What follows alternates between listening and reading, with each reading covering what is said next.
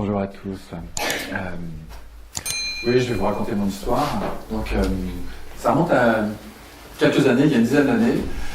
Je discutais avec mon fils aîné, et il me dit tout d'un coup, on m'a menti. On m'a menti, ouais, parce qu'on m'a dit que pour pouvoir être heureux, il fallait être brillant à l'école, bien s'investir, faire des études, gagner de l'argent, etc. C'est comme ça qu'on était heureux. Et en fait, moi, le moment où il m'en parle, je suis embêté parce que j'ai l'impression qu'il m'accuse, moi, de lui avoir menti. Alors je dis, non. En fait, je suis super mal à l'aise, parce que je pense qu'il y a bien une partie de moi qui croit que, quelque part, c'est un gros mensonge. Mais voilà, je me défends un peu. Et puis il embraye.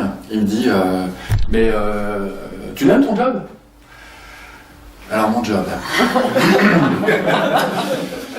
Mon job, je suis consultant. Je suis consultant en organisation, en performance industrielle. Je suis consultant, formateur, également coach, et également management.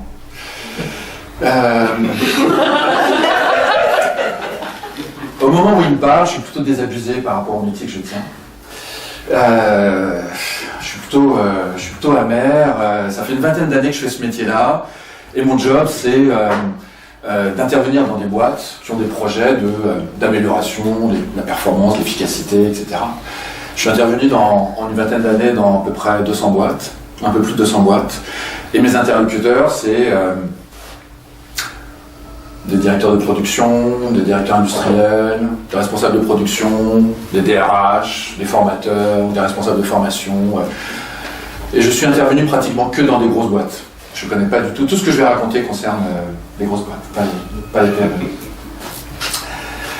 Et donc, au moment où il me parle, je suis assez désabusé et j'ai une croyance, que je peux contaminer le système de l'intérieur. Et donc, je lui raconte cette histoire, je lui raconte que dans les formations que j'anime, j'essaye de donner quelques outils d'autodéfense aux gens, pour qu'ils soient plus armés pour repérer des situations de manipulation et d'avoir un petit peu plus d'esprit critique par rapport au jeu qu'on veut leur faire jouer. Bon. Enfin, moi, je me raconte l'histoire que je suis viral et que je contamine ça à l'intérieur. Et lui, il me dit, mais t'es sûr, là, de ton truc, là, que t'arrives à contaminer ça à l'intérieur ? T'as pas plutôt l'impression d'être instrumentalisé dans cette grande lutte des classes. Oh putain. Alors il me dit, lutte des classes. Je dis oui, bien sûr. Non, bien sûr, oui. Non, mais je connais le concept. Mais bon, c'est un peu dépassé quand même. Vous voyez, je pars de loin. Et puis la discussion se passe, il me dit non, potasse ça quand même, c'est un vrai sujet. Bon. En fait, pour moi, on pourrait croire que tout roule. Moi, je suis consultant, mais je suis ingénieur. J'ai fait une scolarité plutôt brillante. Et puis, j'ai eu un début dans ma vie professionnelle dans le monde de l'industrie, et moi j'ai adoré ça. En fait, j'ai adoré, moi j'étais manager, alors j'ai bossé sur des marques, j'espère que vous connaissez, c'est Benko, Banania, Poti, Maizena, Knorr, Alza, Yoplait. Bon, il y a beaucoup de marques, mais c'est deux boîtes, dans l'agroalimentaire, c'est deux boîtes, mais avec beaucoup de marques. Et moi au début, j'étais manager, et donc j'encadrais des équipes.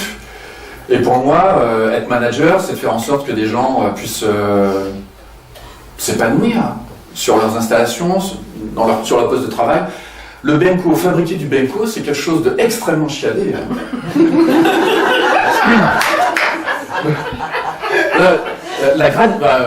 Pour ceux qui aiment les grosses machines, moi j'adore les grosses machines et j'aime bien voir quand ça tourne et on voit les produits sortir. On sortait 2,5 tonnes de yaourt. Bon. Ça, c'est quand j'étais chez Yoplait. 2,5 tonnes de Benko à l'heure.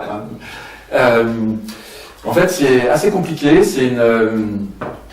On parle de lit fluidisé. Alors ça commence à être compliqué. C'est juste une grille qui est très serrée. il y a de l'air comprimé qui passe par en dessous, et au-dessus, on a de la poudre, et la poudre est soulevée par l'air, on a l'impression que c'est un fluide. Et pour fabriquer du benko, on rentre de la poudre de benko d'un côté. Au début, on injecte de l'air chaud avec de la vapeur se condense sur la poudre, donc elle commence à être mouillée, ça se colle les uns avec les autres, etc., ça boue. Après, c'est une grosse machine, hein, ça vibre comme ça pour faire avancer la poudre. Il y a une partie où on sèche, et puis après, il y a une partie où on tamise. C'est une installation qui est grande comme jusqu'au mur, hein. Ça fait 2,50 m de large, ça tourne comme ça. Il y a une cinquantaine de paramètres. Être ouvrier pour conduire une machine de cette nature-là, c'est 6 mois de formation, il y a des volets partout, c'est du bricolage, les mecs ont fait des repères au scotch. Et jamais, moi, je me serais permis de toucher à une manette. Hein. Pour moi, c'était vraiment l'excitation sur des grosses installations comme ça. Et moi, je pensais que les ouvriers, pareil, enfin, d'ailleurs, en effet, ils prenaient plaisir à conduire des installations de cette nature-là. Moi, je pensais que manager, l'enjeu, c'était ça, que les gens puissent, en effet, se réaliser dans leur contexte professionnel. Hein. Mais moi, je pensais que le management, c'était de gauche. Hein.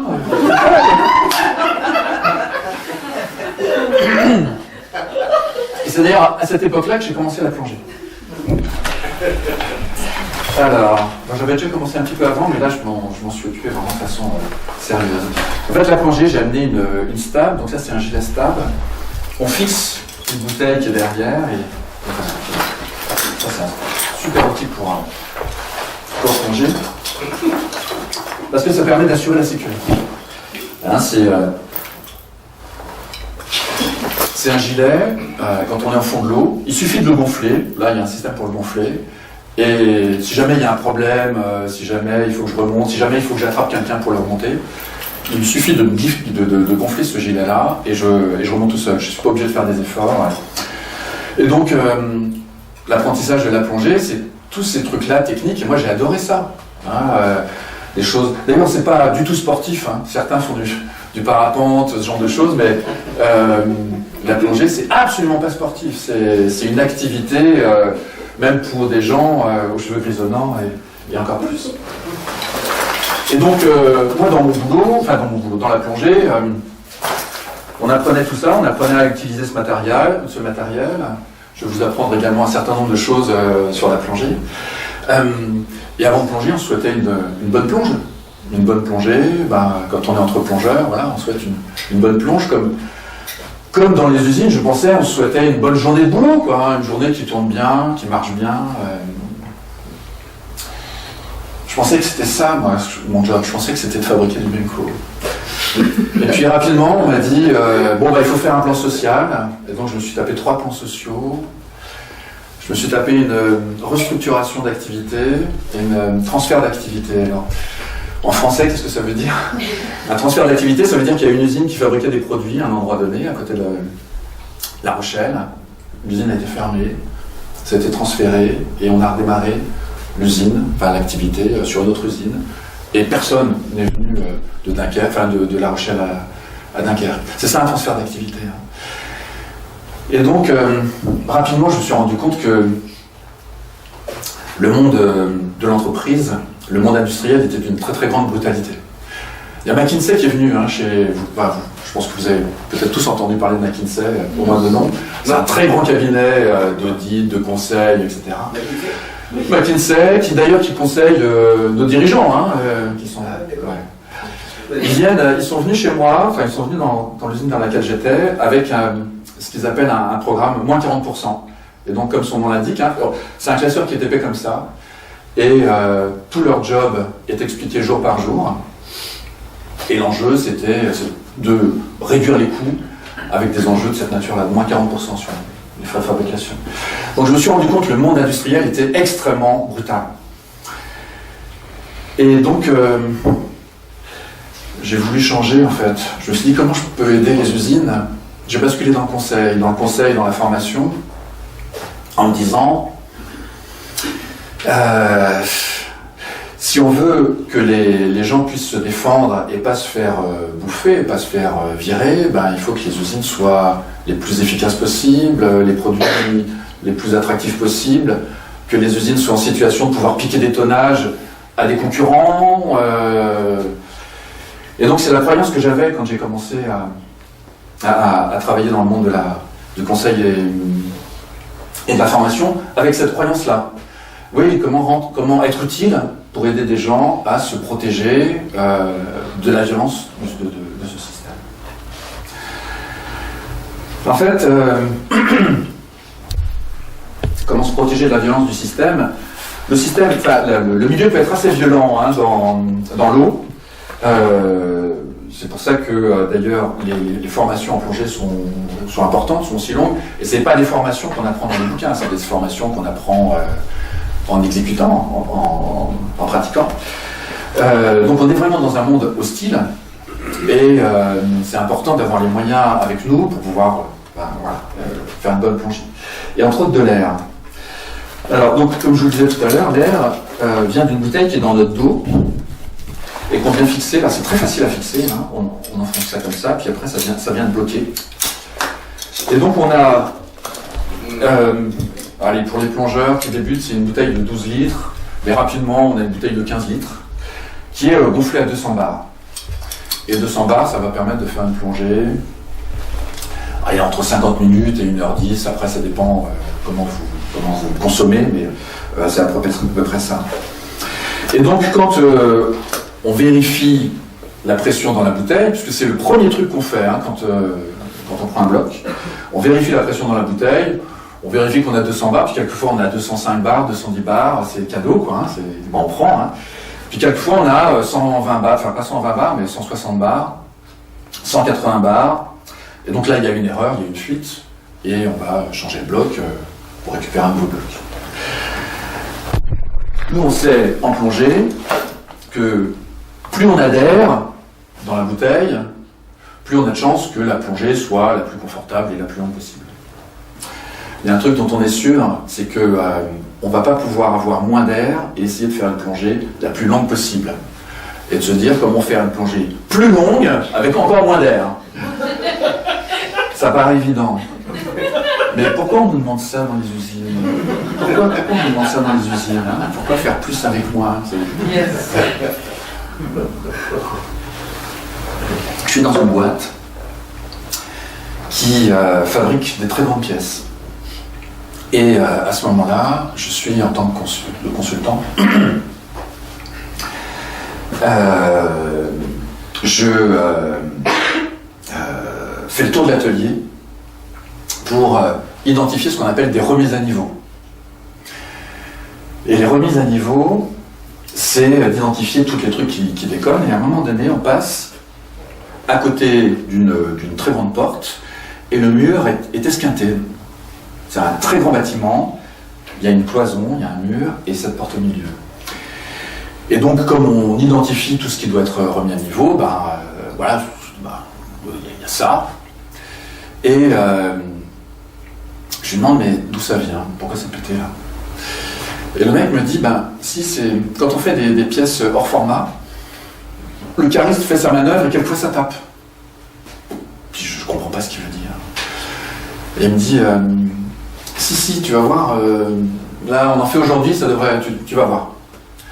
Et en fait, la porte est comme ça, je vois un cariste qui arrive avec une pièce qui est longue comme ça.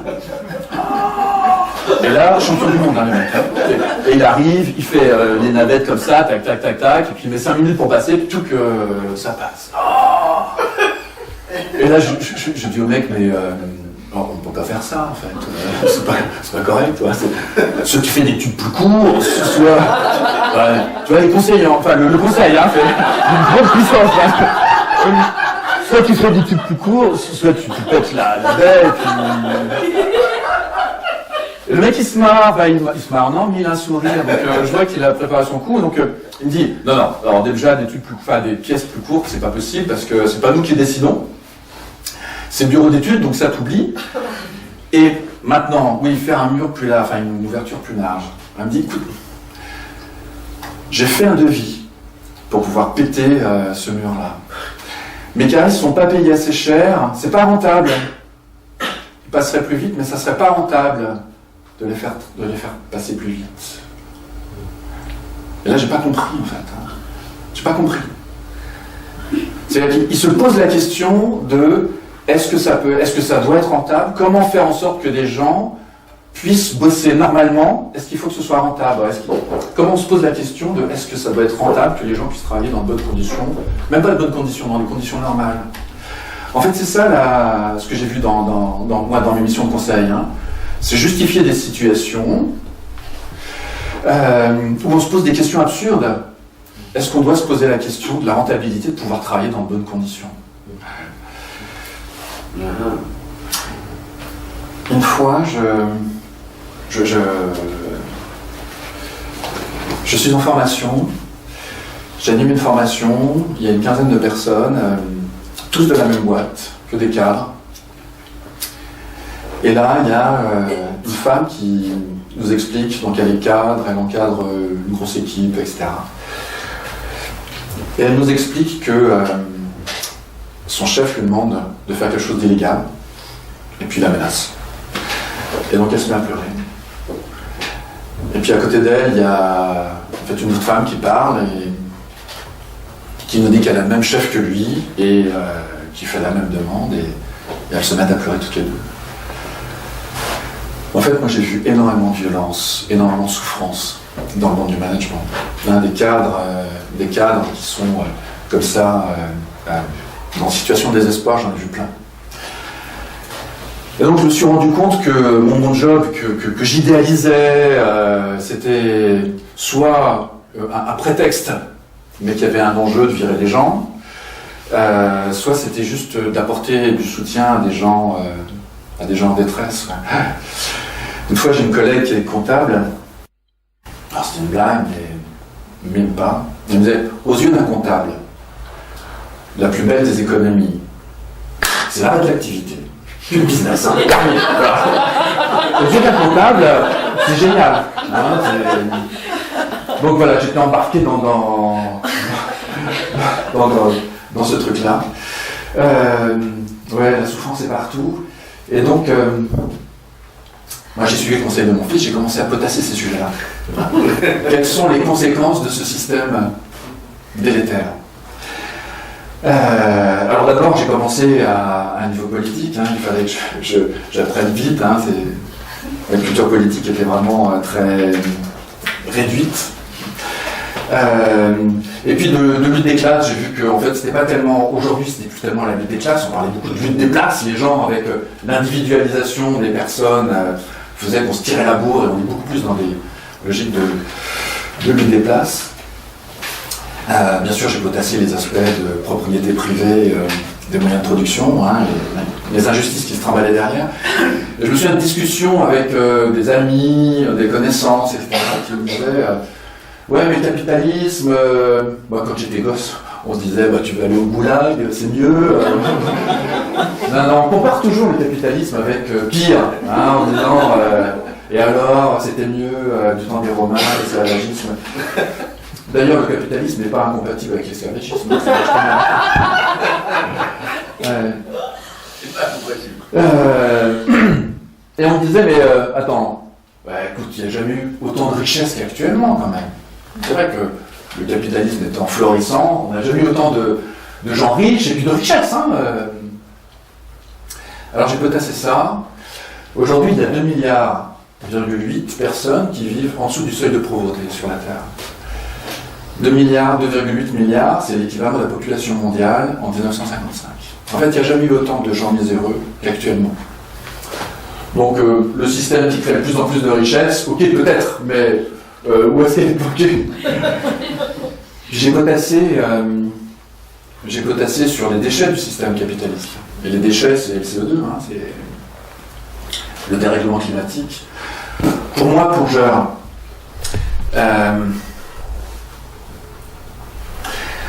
ça parle du blanchiment des coraux, ça parle de...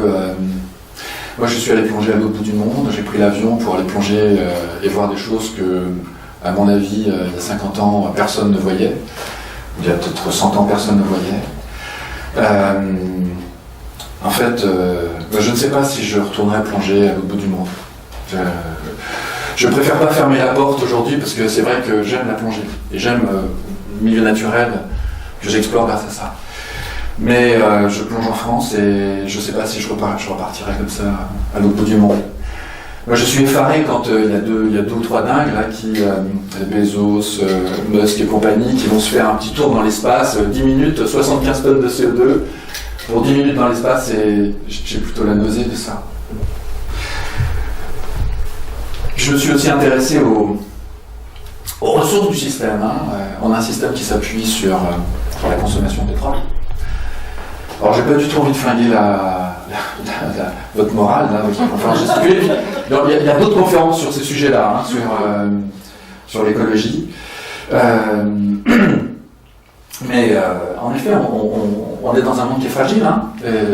Les déchets, les ressources sont limitées. Le pétrole, on a dépassé le pic du pétrole conventionnel en 2008. Ça veut dire qu'il y a encore beaucoup de pétrole, mais on est de plus en plus nombreux. Et moi, c'est ma croyance, c'est que ce truc-là ne va pas pouvoir durer très très longtemps. Une fois, j'ai fait une mission dans une boîte qui fabrique des satellites. Alors moi, je me suis dit, mais on a souvent des croyances. Moi, je me suis dit, mais fabriquer des satellites, ça doit être bardé de technologie, ce truc. Ça doit être extrêmement sophistiqué, informatique, électronique, etc. Et en fait, les mecs, ils se sont marrés quand je leur ai dit ça. Ils m'ont dit, mais attends, tu rigoles. C'est des trucs, il n'y a aucune maintenance possible, donc il faut que le truc tombe pas en panne. Donc, pas d'informatique, pas d'électronique, c'est des technologies extrêmement robustes et extrêmement anciennes. C'est des transistors, c'est des trucs comme ça. En fait, ils savent qu'on est dans un monde qui est extrêmement fragile. Bon, moi, je peux casser ces trucs-là, Pour moi, je prenais en pleine gueule que le système capitaliste était en échec pour maintenir des conditions viables sur Terre. Et puis j'ai fini par faire un burn-out. En fait, j'avais l'impression d'empoisonner mes enfants. J'avais l'impression de marcher à gare dans un monde en sursis, un petit peu comme un ethnologue pourrait marcher, ou un historien pourrait marcher dans les rues de Pompéi, avant que ça s'effondre, avant que ça crame.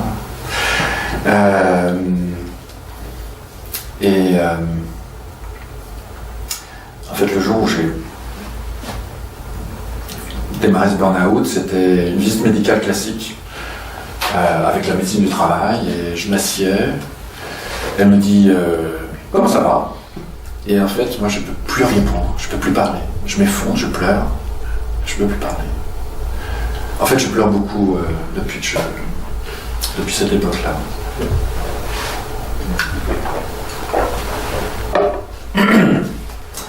Donc oui, mon fils pense qu'on lui a menti, mais moi je pense qu'on m'a menti aussi. Et c'est de ça dont je vais vous parler. C'est du mensonge du management.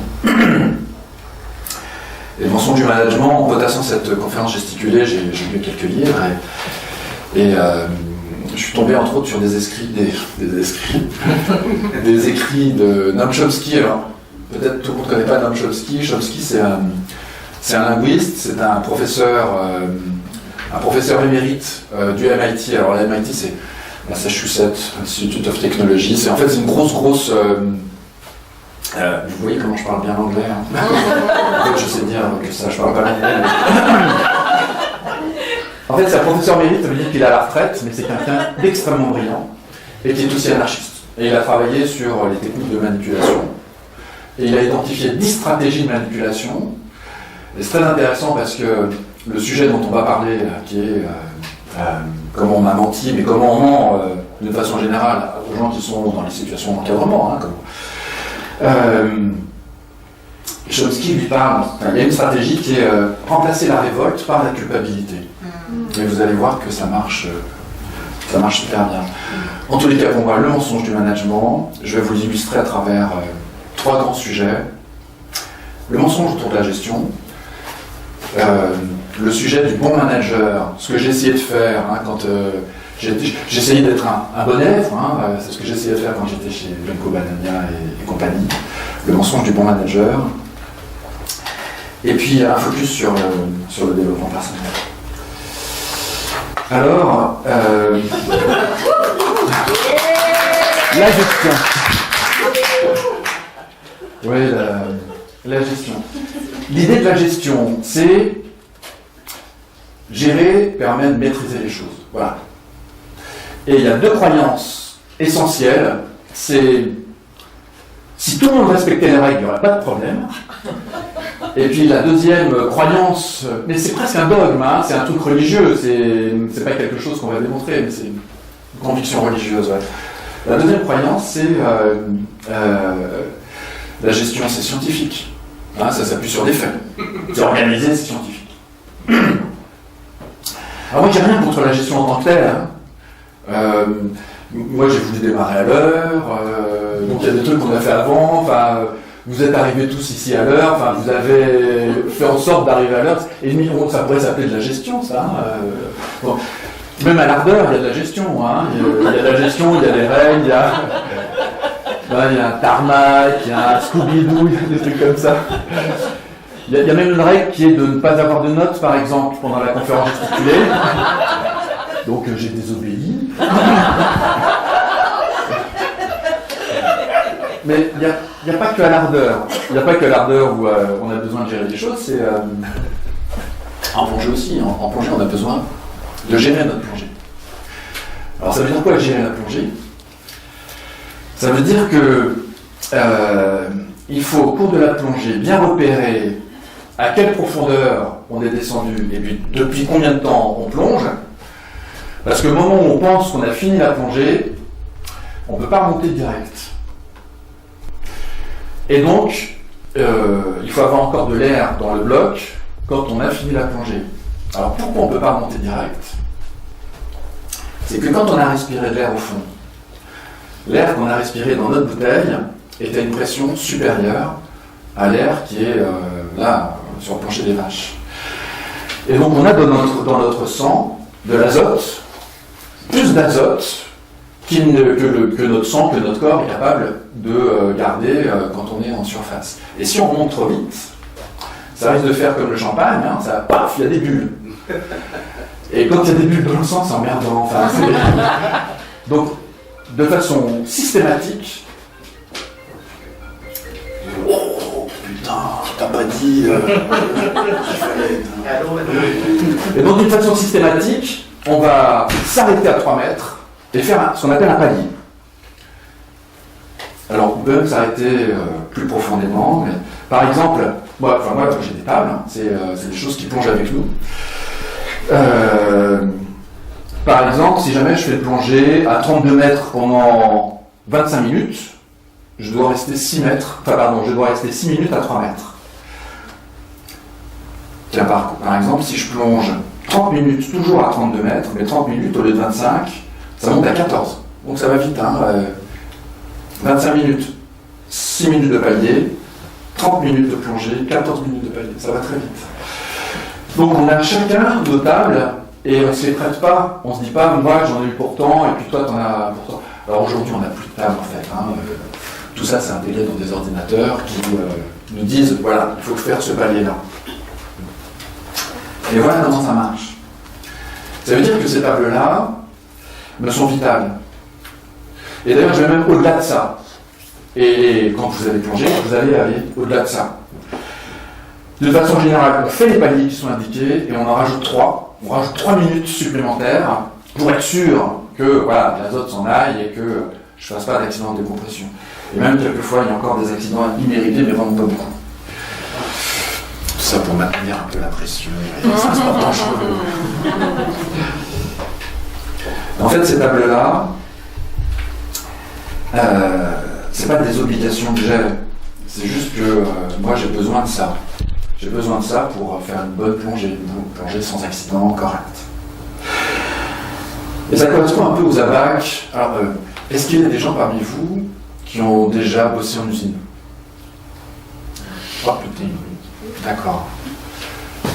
Bon, ok, merci. En fait, dans une usine, les ouvriers peuvent avoir ce qu'on appelle des abacs. Et des abacs, c'est exactement ça. C'est-à-dire, si tu veux faire une pièce avec telle tolérance, telle épaisseur, tel machin, etc., il faut régler la machine comme ça.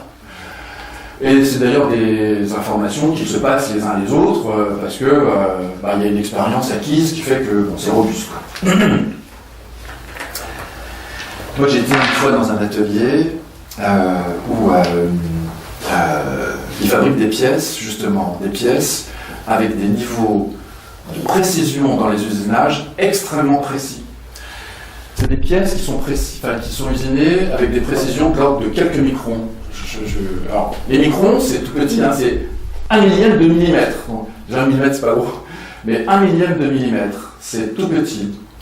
Et donc, ils font des usinages sur des pièces qui peuvent être assez grosses, mais avec des tolérances extrêmement faibles comme ça. Et donc, le type avait des abacs. Parce que c'est pas un truc qu'on fait comme ça au pif, hein, il avait, alors c'est pas sous cette forme-là, mais. Et il montre ça. Là, je suis sur son établi, il a ouvert les cahiers qui se passent de génération d'ouvriers en génération d'ouvriers. Je vois les annotations, les remarques, etc. Et donc, il m'explique comment on fait. Et là, on est sur une machine qui s'appelle un tour. Alors, un tour, comment ça marche? Enfin, c'est assez intuitif, hein. Un tour, on a une pièce qu'on prend entre deux fers, il m'explique ça. Et moi, je comprends tout, hein. On prend entre deux fers, ça tourne, et puis on usine sur la tranche, et voilà. Et il me dit, quand on doit usiner dans l'axe, là, c'est plus compliqué. Donc, on fixe la pièce d'un côté, et de l'autre côté, on pose la pièce sur ce qu'ils appellent des lunettes. Et donc, bien sûr, c'est lubrifié et compagnie. Et donc là, ça tourne, et puis on peut usiner facilement comme ça. Mais ce qu'il me dit, c'est que comme ils font des usinages avec des tolérances qui sont très très faibles, et que là, ça tourne sur les lunettes, ça tourne, comme ça tourne, ça frotte un peu, comme ça frotte un peu, ça s'échauffe, comme ça s'échauffe, et que c'est du métal, ça se dilate un peu. Ce qui fait que régulièrement, il est obligé d'arrêter, d'attendre que la pièce se refroidisse et puis de redémarrer. Et là, il me dit, regarde, là je suis sur l'établi, il prend un autre document, c'est un ordre de fabrication. L'ordre de fabrication, c'est les consignes qu'il doit respecter. C'est le process, c'est les règles. Et il me dit, regarde les cons. Là, la pièce que je dois faire, ils ont mis 40 heures, mais moi j'en ai pour 120 heures à la fabriquer. Parce qu'ils n'ont pas prévu ça, ils n'ont pas vu qu'il y avait de l'usinage dans l'axe. Alors moi je suis naïf, hein, donc je lui dis oh, mais faut leur dire. Et là je vois le mec qui change de couleur. Il dit, non mais moi je veux pas d'emmerde, hein, je veux pas d'emmerde. Non, moi je veux pas d'emmerde. Alors bon, moi je lui dis, ok, faut pas leur dire. En fait, j'ai compris, hein, on est dans des activités qui sont proches du militaire. Les gens qui définissent les gammes, les normes, les règles, l'ordre de fabrication, c'est des polytechniciens, c'est des gens extrêmement brillants. Donc tu as un ouvrier qui va dire à un polytechnicien, tu t'es bourré, mais dans ces dimensions-là, c'est juste pas possible. Donc je vais pas l'emmerder avec ça. Et je lui dis, mais quand tu auras fini la pièce, tu vas pointer 120 heures. Parce qu'en fait, on donne des informations. Quand la pièce est finie, on renseigne dans le dossier, dans l'ordre de fabrication, on renseigne un certain nombre de choses. Et le temps que ça a mis. Et donc je lui demande, ouais, est-ce que tu vas mettre 120 heures? Et là, le mec me dit, ah non, mais attends, je veux pas d'emmerde. Il demande 40 heures, je vais pointer 40 heures, terminé. Pour moi, c'était une grande claque, hein. Ça a été une grande révélation. Hein. D'abord, les mecs, c'est des bons professionnels. Ils savent ce qu'ils font, ils maîtrisent le truc, et ils ont envie d'être fiers de leur job, et il n'y a aucun doute là-dessus. Et le deuxième point, c'est que au-dessus, en fait, on n'a aucune idée de la réalité. Ils ne savent absolument pas ce qui se passe. C'est les méthodes, comme la hiérarchie, comme... Mais moi, quand j'étais manager, j'étais incapable de granuler du béco, j'étais incapable de savoir dans le détail ce qui se passe. Hein, en fait, il faut savoir que la réalité, c'est que le réel se passe pas comme prévu, ou pas beaucoup, ou pas suffisamment à nos yeux comme prévu. Et donc, le réel nous fait chier. On aimerait bien que ce soit tel qu'on l'a imaginé. Donc le réel nous emmerde, hein, et donc les managers se racontent des histoires, se racontent que non mais nous, il faut qu'on prenne plus de recul, on travaille sur les vrais sujets, on ne va pas se laisser contaminer par les sujets du quotidien. Par exemple, il y a des termes qui sont très souvent utilisés, c'est normalement. Le terme normalement. Normalement, c'est suspect, en fait. Hein. Quelqu'un qui dit normalement, c'est en fait quelqu'un qui vous dit ouais, mais oh, normalement, en fait, il n'a aucune idée de ce qui s'est passé et il vous raconte l'histoire qu'il voudrait avoir. En fait, on appelle des aléas des événements qui se produisent dans la réalité. Et en l'appelant aléa, on identifie que ce n'est pas normal, mais ce qui n'est pas normal, c'est pas l'événement. Ce qui n'est pas normal, c'est d'avoir imaginé que ça puisse pas se présenter. C'est là où c'est absurde. En fait, on est dans un monde chaotique. La vie est chaotique. Ah, il n'y a qu'à voir d'ailleurs le Covid, hein, le truc qui part 2 mois avant, personne ne l'avait imaginé. Et puis après, on continue à faire quand même des plans à 6 mois, à 1 an, à 10 ans. On est dans un monde chaotique. Et le fantasme de la gestion, c'est d'imaginer qu'il est possible de gérer un système chaotique. Comme le climat ou comme la météo, quoi. Qui sont des systèmes chaotiques. On est dans l'absurdité. En fait, de nous passer comme message qu'on doit maîtriser, enfin que grâce à la gestion, on va maîtriser, c'est qu'au final, on culpabilise qu'il y ait des aléas. Hein, donc tout à l'heure, je vous disais, voilà, la révolte, remplacer la révolte par la culpabilité. Bon, moi je gère ma plongée. Mais il y en a un autre qui gère la plongée, c'est le directeur de plongée. Alors, le directeur de plongée, c'est quoi son job ?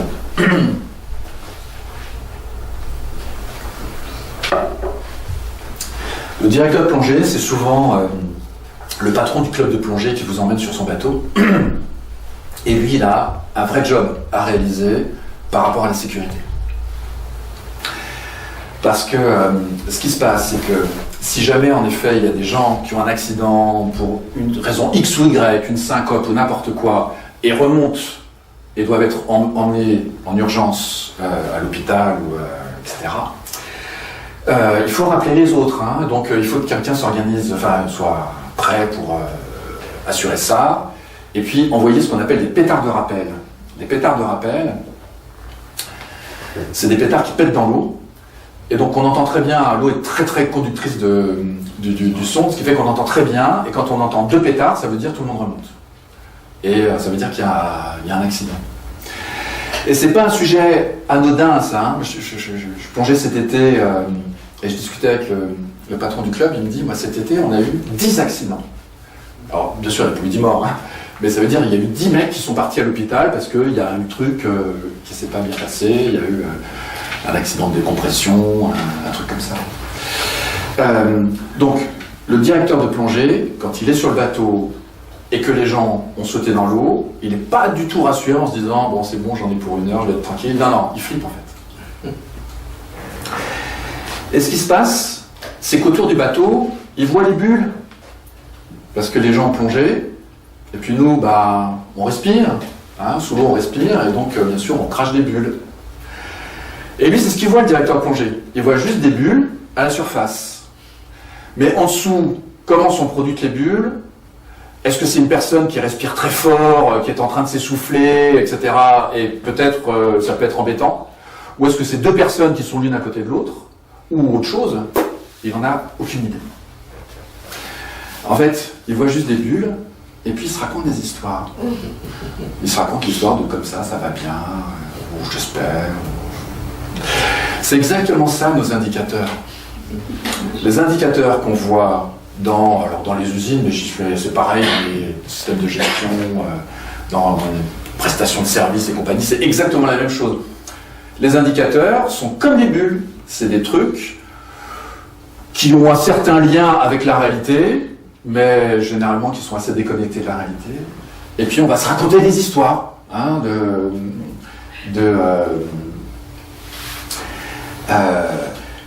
alors c'était assez rigolo parce que les gens ne sont pas dupes de ça. Hein.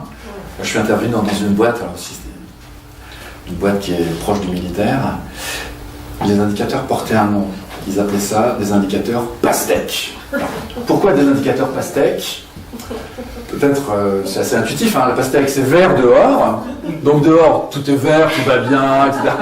Puis c'est rouge dedans, donc tu vois que tu es dans la merde, mais il ne faut pas que les autres le sachent. D'ailleurs, c'est à ça que ça sert les indicateurs. Hein.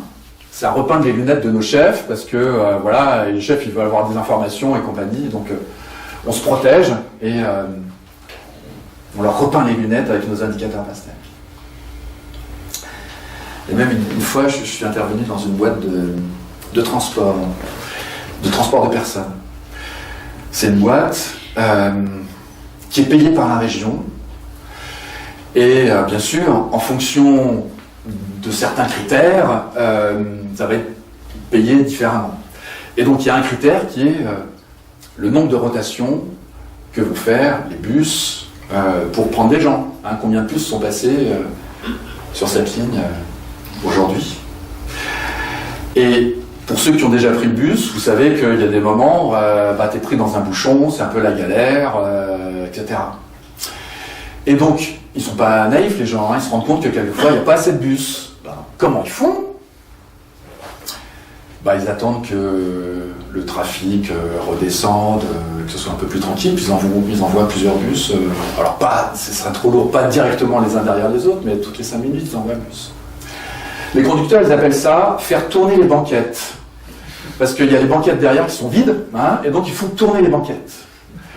J'ai mis, en fait, moi j'étais mort de rire, les gens sont pas naïfs, en fait, ils savent que c'est juste de l'enfumage. Méfions-nous nos indicateurs. Je trouve ça génial. Mais quelquefois on fait des choses beaucoup moins cool. À cause de cette logique de mesure d'indicateurs, je suis intervenu dans une boîte, ils font de la prestation de service, donc ils montent des dossiers, enfin, il y a des dossiers, et comme dans toute prestation de service, en fonction du type de client, etc., la prestation va être très différente, ce qui fait qu'il y a des dossiers faciles à monter et des dossiers particulièrement compliqués à monter. Et là, je suis avec le chef d'équipe, qui me dit mais je suis emmerdé parce que les dossiers faciles je les donne à celui qui ne sait pas grand chose, qui débute, et lui il en fait 5-6 par jour, ça roule quoi. Puis les dossiers super compliqués, je les file là, le vieux briscard, il connaît bien, il a déjà démerdé toutes les situations, puis lui il en fait 6 à la journée, puis lui il faut 3 jours pour faire un dossier. Et il me dit, je suis emmerdé parce que mon chef, là, il me dit, qu'est-ce qu'il fout, lui, là, qu'est-ce qu'il branle, il est à 3 jours par dossier, alors que lui, il assure. Mais c'est absurde, ça. C'est dégueulasse. En fait, ça, c'est dégueulasse. Et moi, en tant que consultant, je suis là pour quoi? Je suis là pour aider le manager à faire un truc un peu plus juste, mais en fait, c'est normal que ça prenne du temps et que ce soit différent. J'étais instrumentalisé pour justifier une situation et dire que le chef d'équipe va se démerder. C'est effrayant.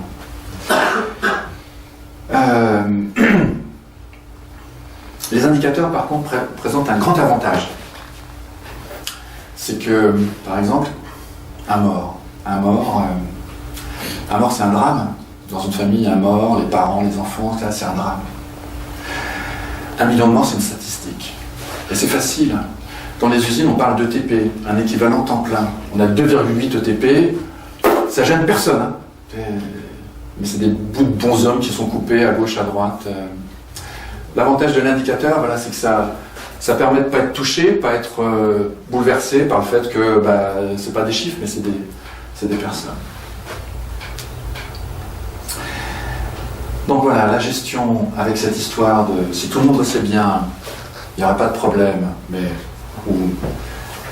l'effet scientifique, à quoi ça sert?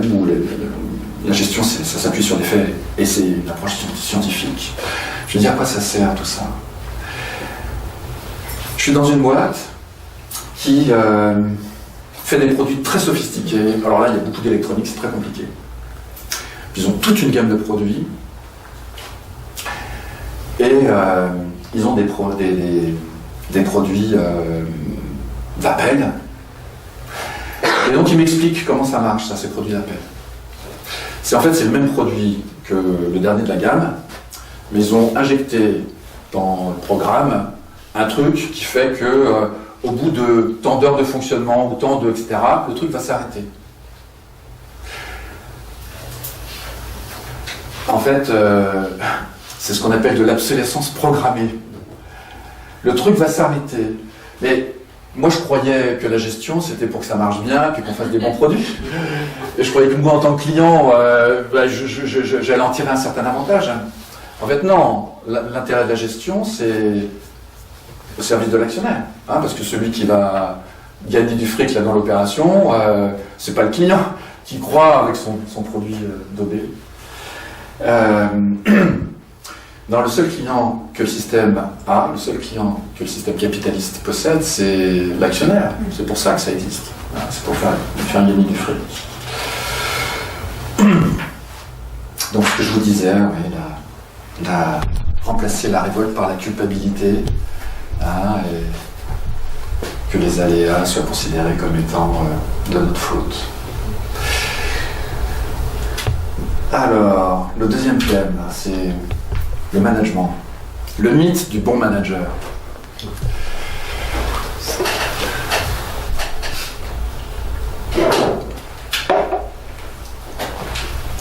En fait, le mythe du bon manager, c'est la réussite est individuelle.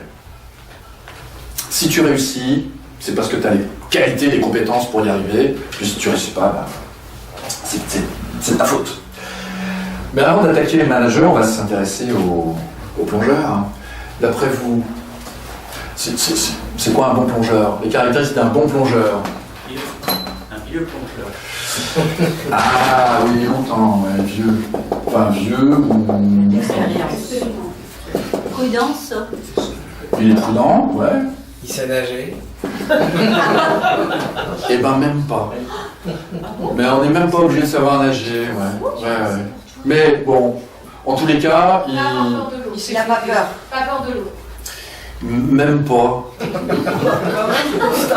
Ouais, pas allergique à la flotte, ça c'est important.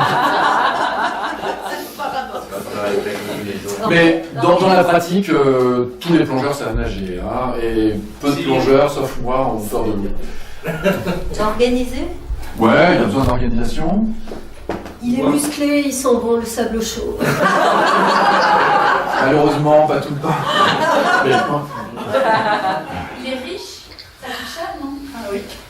il est riche, ce qui n'est pas vrai, mais ça peut être incroyant, c'est-à-dire qu'on va être riche. En tous les cas, la plongée, ça coûte du fric. Il voit un poisson, il tire. Alors, ça, c'est pas le bon plongeur, ça, c'est pas... c'est l'autre, ouais. Alors, un qui tire... Non, le bon plongeur, il est respectueux de la nature, il prélève pas, etc. Il a une épouse qui accepte de garder les gosses. Il est bien marié, oui. Il aime s'ébahir des choses. Ouais, il aime Il est naïf. L'observateur.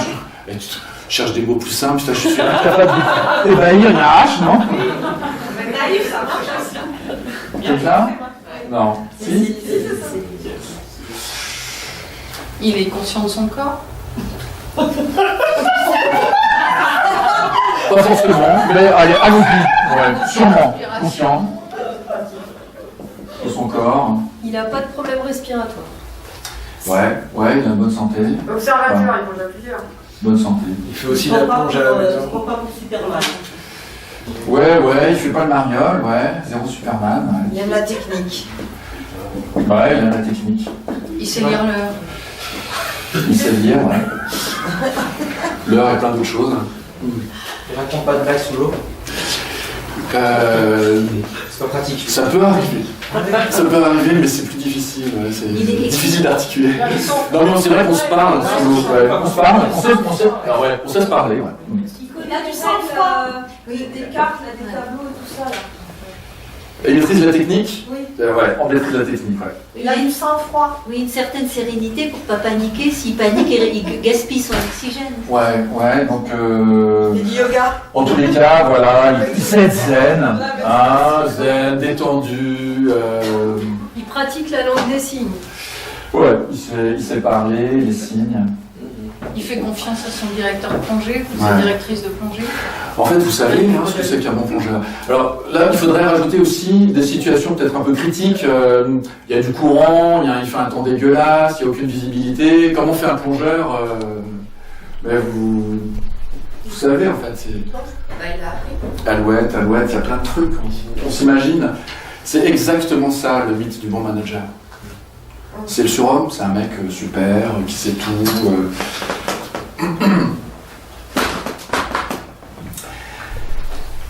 Je vais même vous lire 2-3 trucs là sur. Je trouvais ça génial sur les managers. Alors, les qualités du manager. La première des qualités, c'est quand même qu'ils réussissent. À la limite, ça serait même le seul critère. Au centre du système, c'est le seul critère.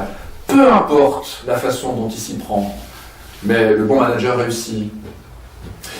Et alors après, je vais vous lire un peu les qualités qu'on lui prête, sachant que ça change dans le temps. Aujourd'hui, on est plutôt sur le manager agile. C'est très à la mode aujourd'hui, donc c'est le manager agile. Comment ? Ouais. Il est tout puissant, il est intelligent, il est libre et impliqué.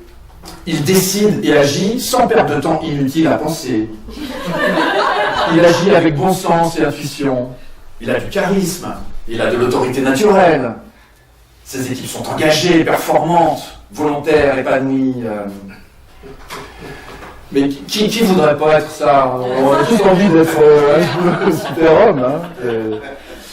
En fait, ce qui est intéressant, c'est que tous les managers doivent se dire « Ma réussite est due à ma personnalité, est due à ma propre façon d'aborder le sujet, et pas du tout aux contraintes dans lesquelles je suis, à l'organisation, aux injonctions dans tous les sens, aux contradictions, etc., à l'imposture de la gestion, pas du tout à ça. Non, c'est est-ce que je suis à la hauteur ou pas ?»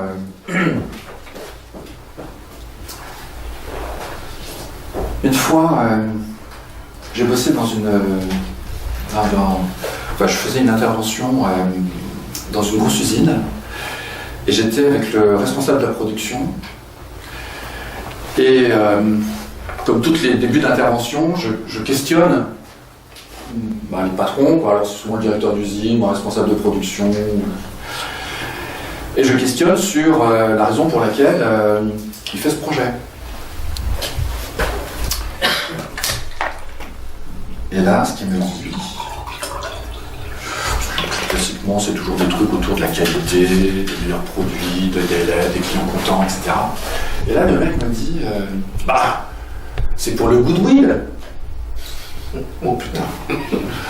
Mais moi, je suis consultant, donc moi, je comprends tout, je sais tout, etc. Ah oui, bien sûr, le goodwill. Mais putain, je n'ai aucune idée de ce que c'est, le goodwill. Alors j'ai bien une idée parce que je sais que c'est un terme financier, mais qu'est-ce que ça veut dire ? Donc le soir, je suis à l'hôtel, je regarde ça, goodwill. Le goodwill, c'est un terme financier. C'est un terme qui décrit la différence entre la valeur d'une entreprise telle qu'elle est calculée dans les chiffres, dans les livres comptables, et puis, la valeur de l'entreprise, si vous avez réussi à la vendre, et si vous l'avez vendue plus cher que ce qu'elle vaut, c'est ça le goodwill, quoi, c'est le jackpot. Je me dis, mais putain, qu'est-ce qu'il en a à foutre ? Le responsable de la production, du goodwill. C'est un truc pour les actionnaires, ça, c'est... Et encore, Pour moi, c'était une illustration absolument aboutie de ce que c'est que l'aliénation. Les actionnaires doivent être aux anges d'avoir des gens comme ça, pourvu que tous les cas, tout le monde, tous les ouvriers soient comme ça, pourvu que nos actionnaires puissent s'enrichir. Le goodwill. Il y a beaucoup de cadres qui sont très aliénés. J'en ai vu beaucoup. J'ai beaucoup de gens en souffrance, mais beaucoup de gens complètement dans cette cécité. Pour moi, il y a 4 items. Il y a 4 raisons qui font que ce piège-là, qui est qu'on va culpabiliser, qu'on va intégrer le contrôle, et que le sens de notre travail, ça va être d'enrichir les actionnaires, il y a 4 items.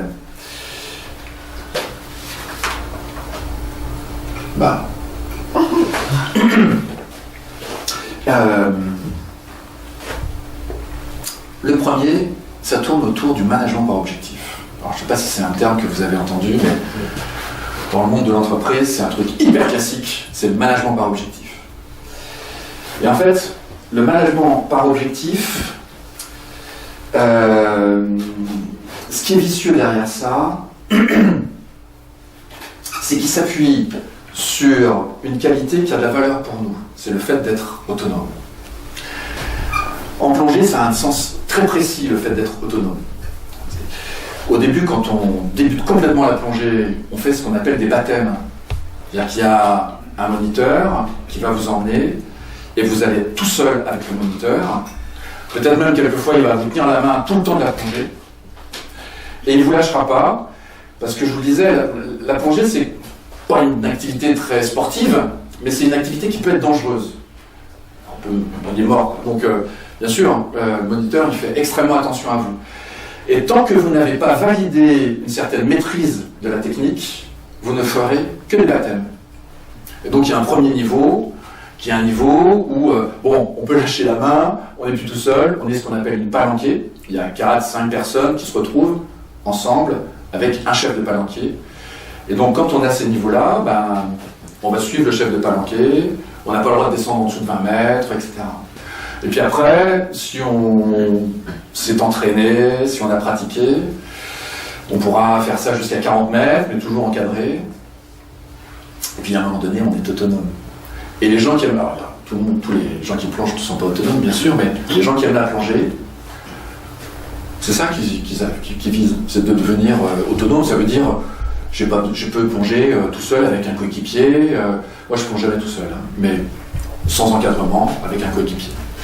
Et donc, l'autonomie, il y a 2 styles d'autonomie. Soit, en effet, on prend en charge sa propre sécurité, sa propre plongée avec un collègue, soit on encadre soi-même une palanquée. Et c'est ce à quoi on aspire. Et je peux vous dire, c'est le pied d'être autonome. On n'a pas besoin, on fait ce qu'on veut, quoi, en fait. On va se balader, et puis, sans être tellement attendu. En fait, pour nous, ça a un vrai sens positif, l'autonomie. Positif, c'est ce à quoi on aspire. Mais en fait, ça se retourne contre nous quand on est dans le monde de l'entreprise. Parce que le management par objectif, c'est typiquement ça. C'est qu'on vous fixe un objectif, et puis on vous dit, t'es autonome. Et on vous dit, t'es autonome, et puis j'ai totalement confiance en toi. Tu vas y arriver, et puis si jamais c'est plus difficile, je serai toujours disponible pour toi. Puis nous, on y croit parce que nous, ça nous caresse dans le bon sens d'être autonome. On rêve de ça.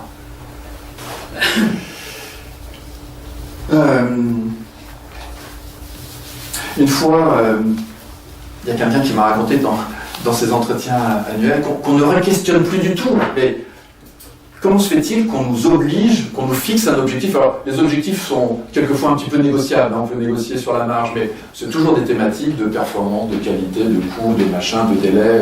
Enfin, il ne faut pas se faire d'illusions. Et c'est toujours plus que l'année dernière.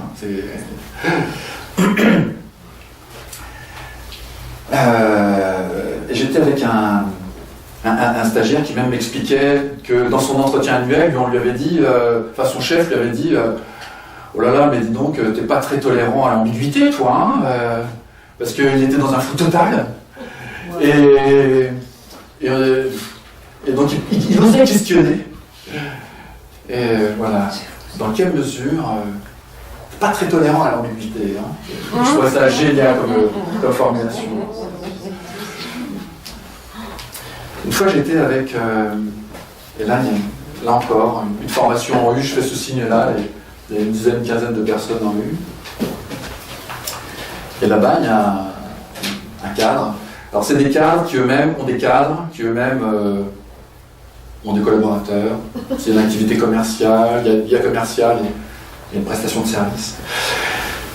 Et le type qui est là-bas me dit, mais c'est dégueulasse, parce que moi, mon chef me demande que les entretiens que je fais avec mes collaborateurs, il veut qu'il y ait au moins 30% des gens que j'identifie comme insuffisants. Mais il me dit, mais en fait, moi, mes gens, ils sont tous bons. Alors son chef lui dit, ouais, non, mais c'est pas normal qu'ils soient tous bons, c'est là que tu te racontes des histoires. Il y a forcément des super, des moyens, et c'est effrayant. Et en fait, ils me disent, mais on a tous ça. C'est-à-dire que dans cette boîte, ils avaient tous un truc complètement effrayant, puis je connaissais le DRH qui leur imposait ça, c'était un fou.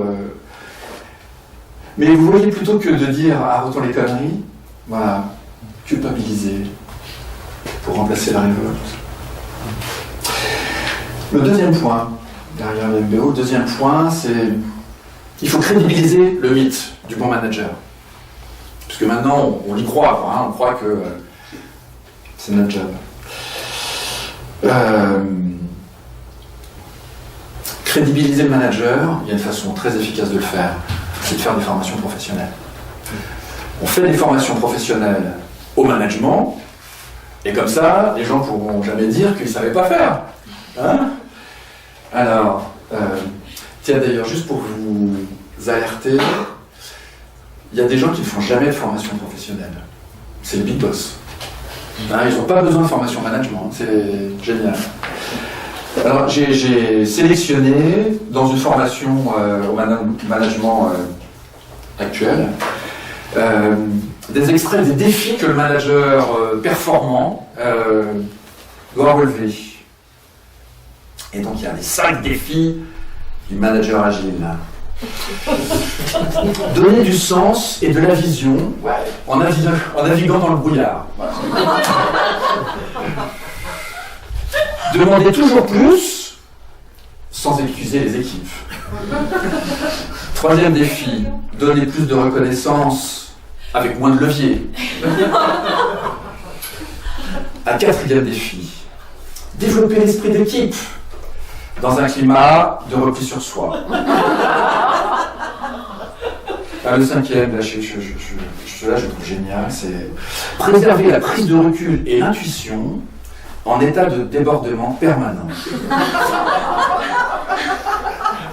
Et une fois que vous avez été formé à ça, super manager.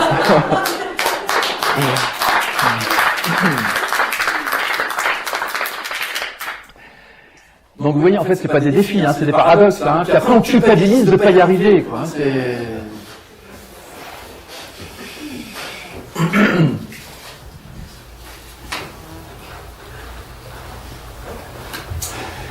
Le 3e sujet, c'est le fait de maîtriser les choses. On aime maîtriser les choses. Quand on démarre la plongée, il y a des trucs à apprendre. Hein. Bon, il y a des choses sophistiquées sur remonter quelqu'un de 20 mètres qui n'a plus d'air, et puis vous non plus, vous n'avez plus d'air, c'est des trucs à savoir faire. Hein. Remonter quelqu'un qui a fait une syncope à 40 mètres, il faut le faire, il faut savoir le faire. Ce n'est pas des choses que vous apprenez au début. Mais au début, il y a des choses à apprendre. Moi, il y a un truc que j'aurais aimé apprendre quand j'étais gosse, c'est comment plonger dans la piscine et arriver à toucher le fond de la piscine sans m'éclater les tympans. Et franchement, si vous avez des enfants, donnez-leur ce conseil-là. C'est un truc tellement facile, tellement simple. Il suffit juste de se pincer le nez et de souffler. Vous faites ça, d'ailleurs, bon, vous équilibrez la pression des deux côtés du tympan et ça va. Et c'est tellement simple, tellement facile, et puis là, après, vous descendez à 40, 50... Mais apprenez ça à vos gamins. Il y a un autre truc aussi qu'on apprend au début, c'est le vidage de masque.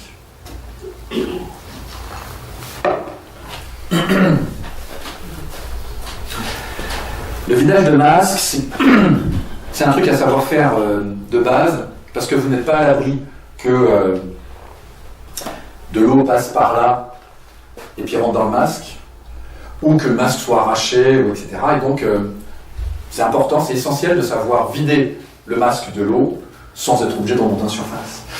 D'ailleurs, vous voyez, moi j'ai des lunettes et là je vous vois pas bien, mais là je vous vois bien. J'ai des parties là, qui sont collées et donc voilà, on peut plonger même quand on a besoin de lunettes. Et donc le vidage de masque, c'est des trucs assez simples à apprendre dès le début. Il suffit juste en fait de décaler le masque de votre bouche par en dessous et de souffler par le nez. Délicatement, si vous soufflez trop fort, l'air va partir, mais ce qu'il faut c'est souffler juste délicatement pour remplir le masque. Et le masque après se vide de l'eau. Et en fait c'est des choses que vous faites après très facilement, c'est pas gênant d'avoir de l'eau dans le nez, vous avez l'habitude de ça, etc. Et moi l'entraînement que j'aimais bien faire, c'est des entraînements, c'est des jeux en fait, c'est le plus de vidage de masque possible sur une seule année. Et j'en faisais 7-8, moi ça m'amusait. Une fois, il y a un mec qui avait vu quelqu'un qui pouvait en faire 14. On faut vraiment être très très exigeant dans la façon de maîtriser une opération qui est basique. Mais on aime maîtriser les choses, c'est dans notre nature.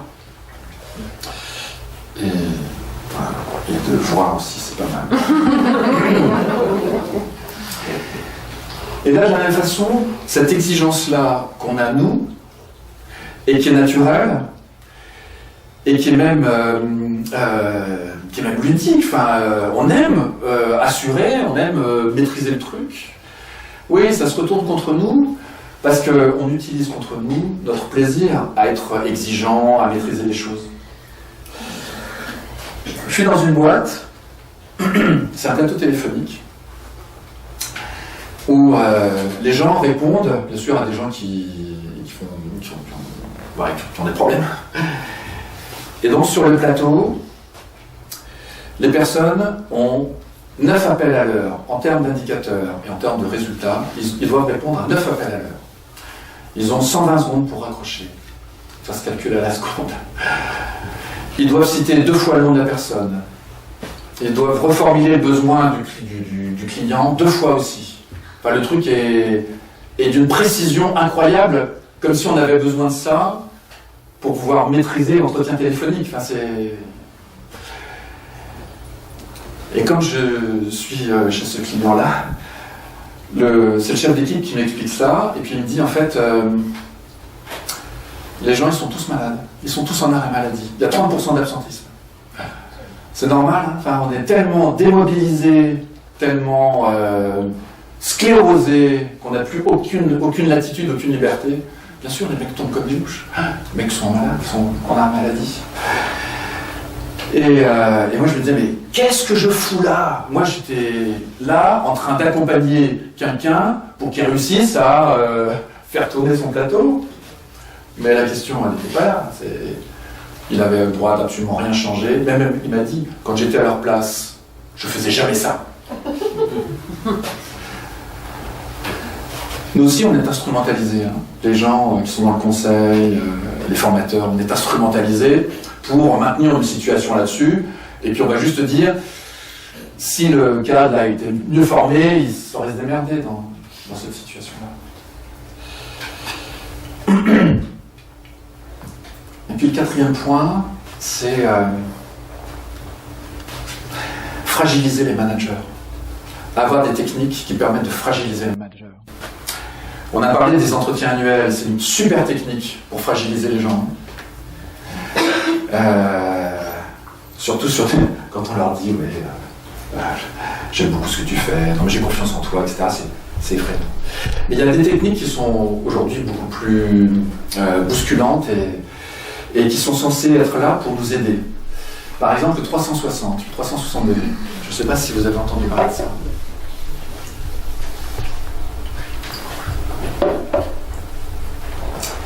Le 360 degrés, c'est un rond. Hein.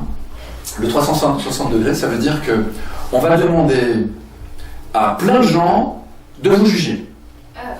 On va demander à votre chef et à nos chefs, on va demander à des collègues, puis on va demander à des collaborateurs de vous juger. Sous prétexte de vous aider, hein, et de vous aider à voir là où il faut que vous puissiez progresser, etc. Et donc, à toutes ces personnes-là, on va leur envoyer un questionnaire. j'en ai vu un de 60, un de 80, enfin, on lui envoie toute une batterie de questions, anonymement, enfin, il leur enseigne de façon anonyme. Et j'ai prévu de vous en lire quelques items, que vous ayez un certain goût. Donc on va demander à toutes ces personnes-là de vous juger, par exemple, sur est-ce que vous savez faire preuve de flexibilité dans les discussions. Alors c'est marrant de voir d'ailleurs que les réponses entre le chef et puis les collaborateurs, etc., peuvent être quelquefois contradictoires. Comment on vous juge dans votre capacité à donner l'exemple à votre équipe par votre comportement? Est-ce que vous êtes capable de calmer l'atmosphère lorsqu'il y a des problèmes? Est-ce que vous êtes ouvert au changement? Est-ce que vous savez vous faire respecter? Et est-ce que vous respectez les règles? Toutes ces questions-là vont être posées à tout le monde. Donc là, je peux vous dire, les managers qui subissent ce truc-là, il y en a qui pètent les plombs. Tellement c'est déstabilisant d'être jugé comme ça. Le licenciement, bien sûr. Un cadre peut être viré en une journée. Moi, j'ai été viré dans une boîte, j'étais viré en une journée. Alors, c'est pas dramatique, c'est chiant, mais il file du fric, etc. Mais un cadre sait qu'il peut être liquidé dans la journée, c'est facile. D'autres pratiques encore, les managers coach. Ça, c'est d'une puissance incroyable. Là aussi, pour vous aider. Donc, le manager coach, c'est quelqu'un avec qui vous devez vous confier en toute authenticité, puis qui va vous juger pour insuffisance ou un truc comme ça.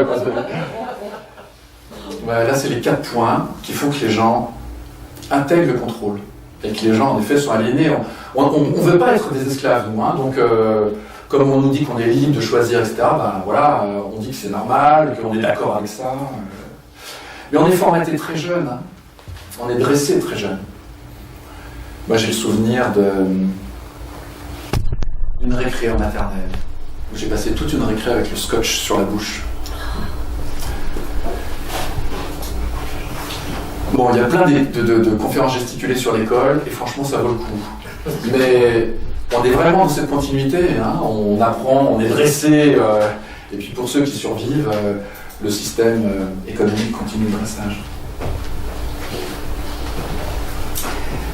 Avec le management par objectif, on entend souvent parler de harcèlement, de dérapage,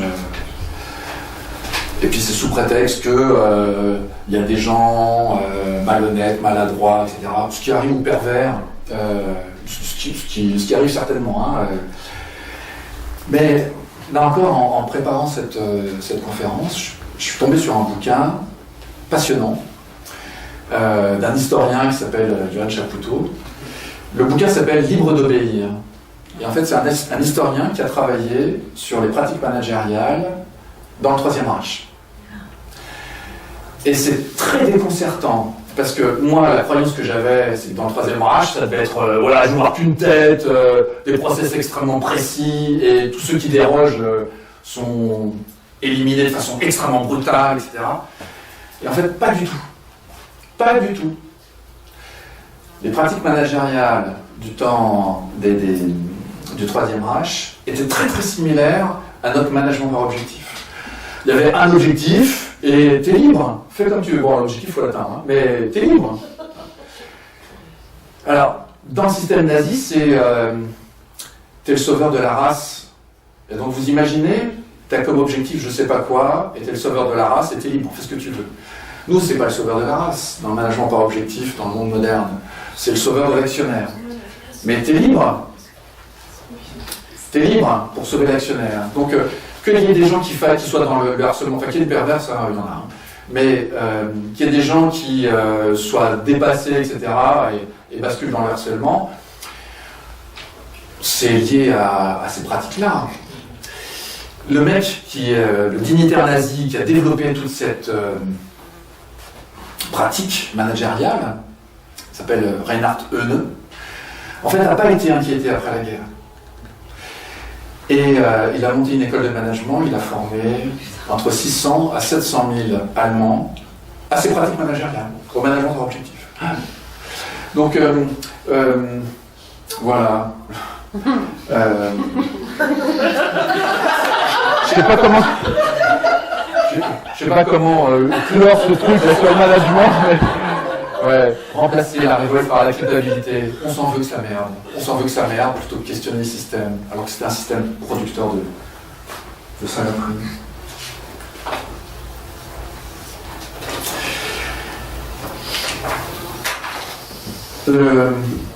Le troisième point dont je tiens à vous parler, c'est le mensonge du développement personnel. Il faut se calmer. Il faut être zen. Il faut savoir gérer nos émotions. Il faut être capable de prendre du recul, etc. Ça, c'est notre pas de vague. Hein. Il ne faut pas faire de vagues. Il faut que ça crache sans faire de vagues. Alors, il faut se calmer.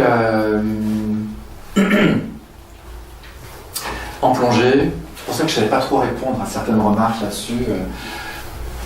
Et allergie, il n'y a pas de Z à allergie. Si. Putain, vous me laissez faire ça. Au secours.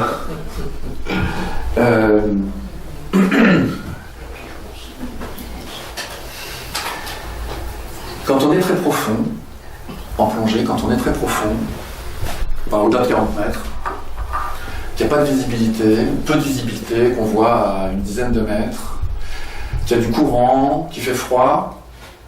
Je ne sais pas vous, mais moi, si jamais dans ces conditions-là, je perds de vue mon coéquipier, moi, je ne suis pas du tout rassuré. Moi, j'ai les jetons, en fait. Bon, là, je fais mon coming out. Hein, j'avoue avoir peur de nager sans avoir pied. Quand je suis sur le bateau et qu'on va faire une plongée de nuit, et que je vois la mer noire tout autour, et jamais en rêve je vais sauter. Bon, après, quand j'ai le bloc, tout ça, boum, on y va. Mais avant, non, je suis tétanisé. Et quand je suis au fond de l'eau et je perds mon coéquipier, j'ai pas envie de me dire non, mais sois zen, détends-toi, etc. Je me dis non, si je suis stressé, je vais commencer à respirer plus fort, je vais commencer à bouffer ma bouteille, et puis ma plongée, je vais la flinguer. Et donc, j'essaye pas de me raconter des histoires sois zen, vois la vie, nana. Je me dis putain, il faut que je retrouve l'eau tout de suite. Et donc, je me décolle du sol, je monte de quelques mètres, et puis après, il suffit de tourner autour de nous. La visibilité est meilleure quand on est loin du fond. Et puis, il me suffit de repérer les bulles, puis d'aller voir les bulles. Voilà. Comme ça qu'on se repère. En fait, je sais pas gérer les émotions, mais je pense que c'est une grosse connerie ce qu'on nous raconte, c'est qu'on ne gère pas les émotions. D'ailleurs, je vous remercie d'avoir coupé vos téléphones. Mais si jamais vous avez un coup de fil qui vous annonce que vous avez un gamin, je sais pas, qui a eu un accident, un truc comme ça, j'aurais beau vous dire non mais vous pouvez rien y faire, il faut être zen, etc. Ça va pas être super efficace. Hein, vous risquez de ne pas savoir gérer vos émotions. C'est juste que si on a des émotions, c'est qu'on est vivant. Hein. C'est une caractéristique du vivant. Alors pourquoi on nous dit qu'on doit gérer nos émotions? Il y a même des formations pour ça. Le truc à la mode aujourd'hui, c'est même l'assertivité. L'assertivité, c'est l'affirmation de soi, tout en étant bienveillant et respectueux des besoins de l'autre. Hein, comme ça, on gère des conflits sans conflit. Tout le monde est content, ça va bien, pas de vague. Alors j'ai trouvé également quelques objectifs pédagogiques. Et je me suis dit, tiens, ça devrait vous amuser.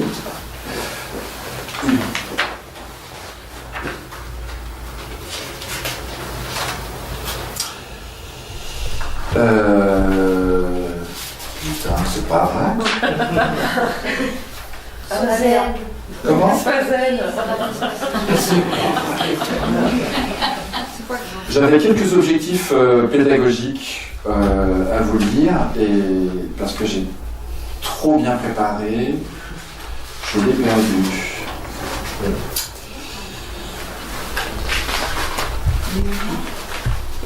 En tous les cas, ce que je comprends pas où j'ai pu le foutre. Ah ben ta secrétaire. Ouais, c'était.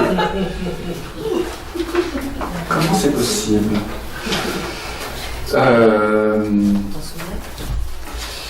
Non, j'en souviens. Oui, en fait, d'une façon générale, c'est des objectifs pédagogiques sur les thématiques de développement personnel, c'est des choses qui nous parlent.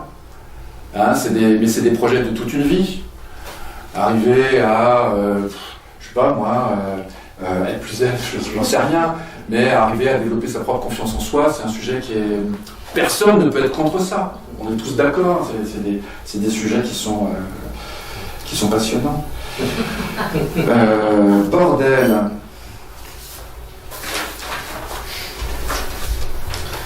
Bon, bah écoute... On en parlera dans l'entretien d'évaluation. Ouais. Au secours.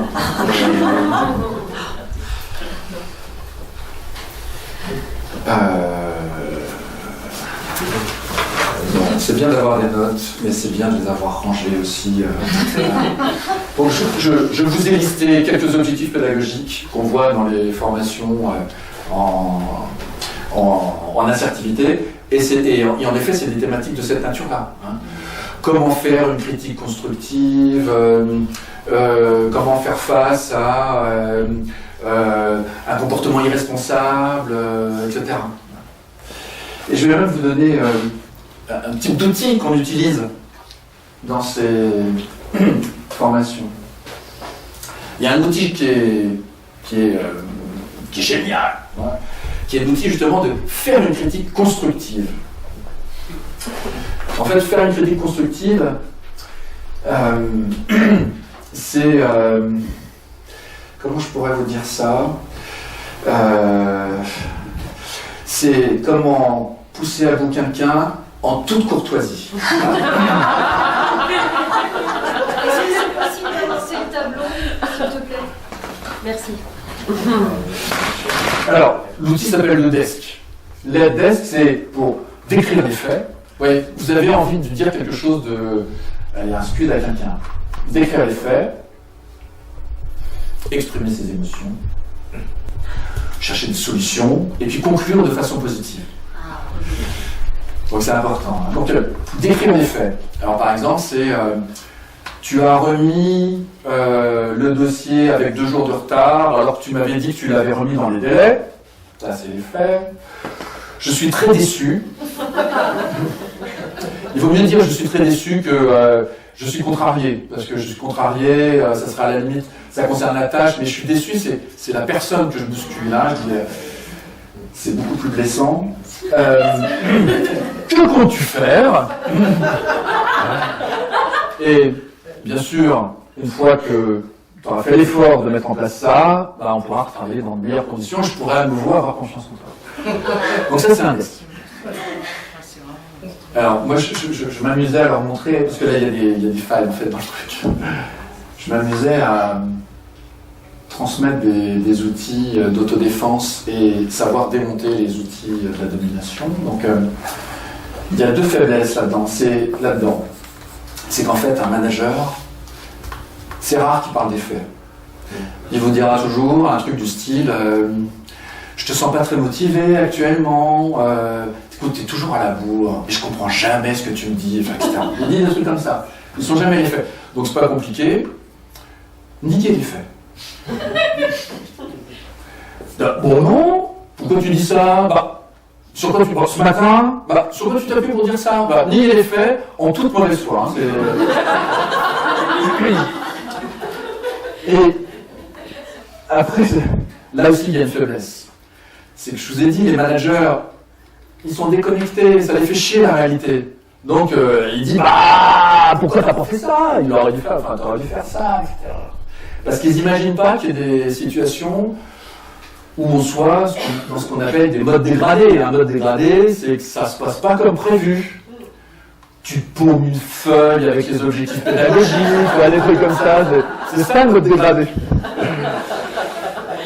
Et donc, lui il dit bah on aurait dû faire comme on a dit, et vous dites ah ouais mais là je pouvais pas faire autrement. terminé. Ah, mais là, en fait, ton truc, bah ouais, mais là, je pouvais pas faire autrement, ça marche pas. Bon, voilà, ça m'amusait, moi, de démonter.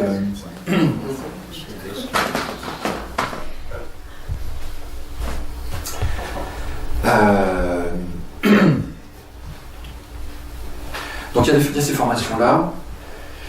Moi j'en ai animé peu de formations sur l'assertivité, mais j'en ai animé quelques-unes. Et je me souviens d'une fois, il y a une stagiaire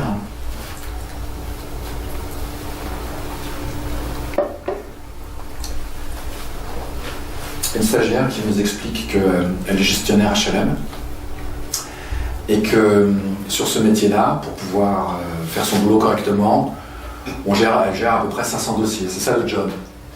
Une gestionnaire, à peu près 500 dossiers. Puis elle nous dit, quand j'ai commencé le job, j'en avais 750. Et là, elle me dit, écoute, là maintenant, j'en ai 2500. Comment je peux faire ? Et elle précise, voilà, j'en suis à mon 3e burn-out, je craque.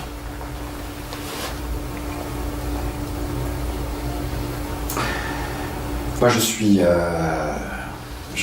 effaré de ça. Vous voyez, en fait, comment ça se passe. C'est que sa conscience professionnelle l'empêche d'envoyer chier les gens. Bien sûr. Comment le système amène à ce qu'il y ait des situations aussi dégueulasses qui fait qu'il y a des gens qui se sentent en faute de ne pas y arriver alors qu'on les met dans des conditions impossibles.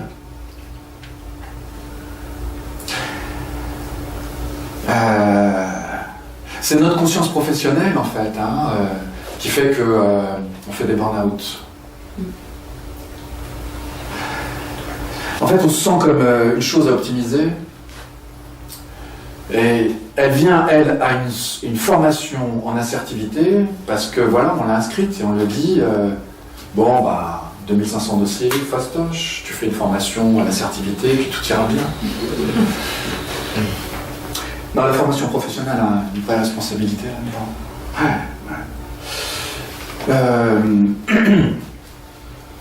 On se sent en effet comme en faute. Comme en faute si on se retrouve dans une situation où on n'arrive pas à faire face à des objectifs contradictoires, comme si c'était nous qui avions déconné.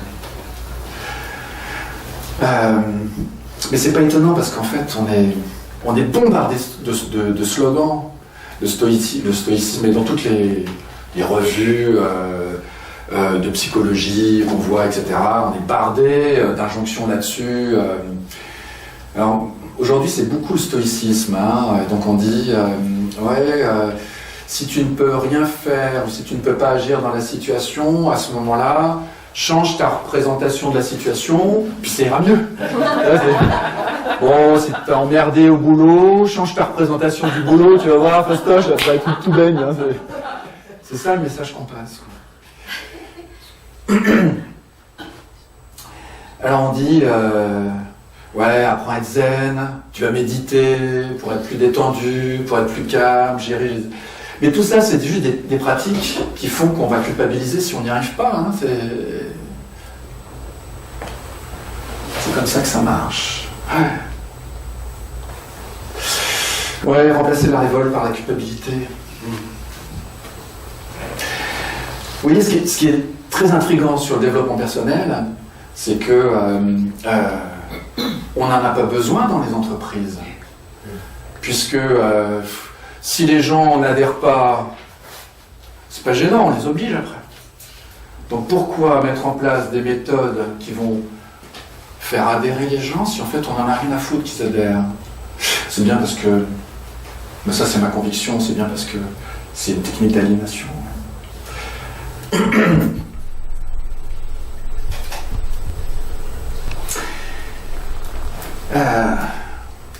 De ces 3 grands sujets, moi ce qui m'intéresse là, c'est de voir les conséquences en fait du système, voir les conséquences de ce management décomplexé.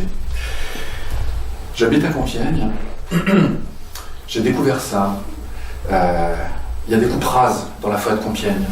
Je ne sais pas si vous voyez ce que c'est qu'une coupe rase. Moi, je pensais que c'était en Indonésie, au Brésil, ils faisaient pousser de l'huile de palme, des trucs comme ça. Enfin, ils rasent tout, quoi. Mais en région parisienne, ils font ça. Une coupe rase, c'est à la forêt. Après, c'est rasé comme ça. Il n'y a rien. Et je connais un type qui discutait avec le mec qui était dans le bulldozer. Et le type lui a dit non, mais ici, c'est pas une forêt, monsieur. Ici, c'est une exploitation forestière. On est dans un système qui va tout transformer en fric. Qui transforme tout en fric. Et qui transforme la vie en fric.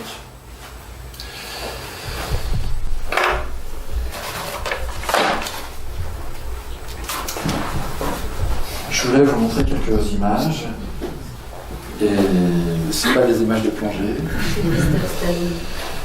Cette espèce de vache s'appelle la vache blanc-bleu-beige. Et ouais, on fait une formation internationale. Hein. C'est 60% du cheptel belge, c'est cette vache-là. Il faut savoir que la vache ne peut pas se reproduire par voie naturelle. 95% des accouchements de vaches, c'est par césarienne. Alors peut-être que certains d'entre vous, peut-être beaucoup, sont pas à l'aise en regardant cette image. Il y a un truc qui me met mal à l'aise là. Et ce qui met mal à l'aise, c'est le fait que la caractéristique vivante de cet animal a été niée. C'est plus un animal, c'est une machine à fabriquer de la viande. C'est une usine à fabriquer du muscle. Le système capitaliste, c'est ça, hein, c'est on va tout transformer en argent. Tout ce qui ne peut pas être valorisé, tout ce qui ne peut pas être fructifié, on va dire, hein, c'est ça, mais c'est-à-dire tout ce qui ne peut pas être transformé en argent n'a aucune valeur, et donc tout ce qui peut l'être doit l'être. C'est le mode de fonctionnement dans lequel on tombe nous-mêmes, hein, nous-mêmes dans ces pratiques-là, quand on intègre le contrôle, quand le manager intègre le contrôle. Il se retrouve dans cette situation-là. Là, c'est la situation d'être chosifié. Moi, j'ai essayé de chercher un mot, réifié. Je connaissais pas. J'ai découvert ce mot réifié, qui est le fait d'être changé en chose, d'être considéré comme étant une chose. Moi, je me disais dévivantiser, le fait qu'on nous enlève notre dimension vivante.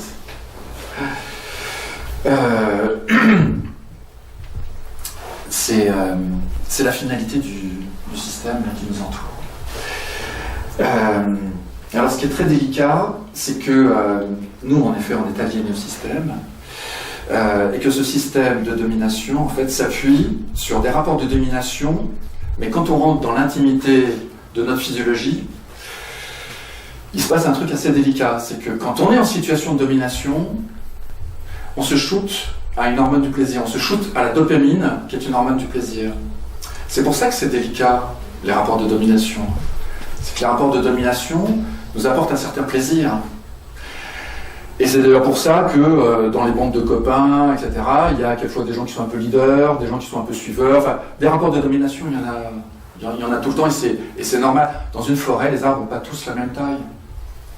Mais il n'y a pas d'arbres qui font 50 km de haut.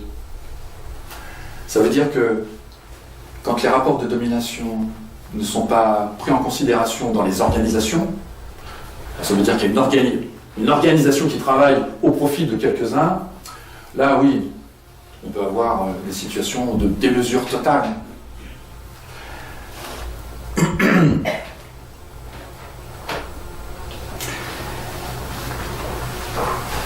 Il y a une chose qui m'a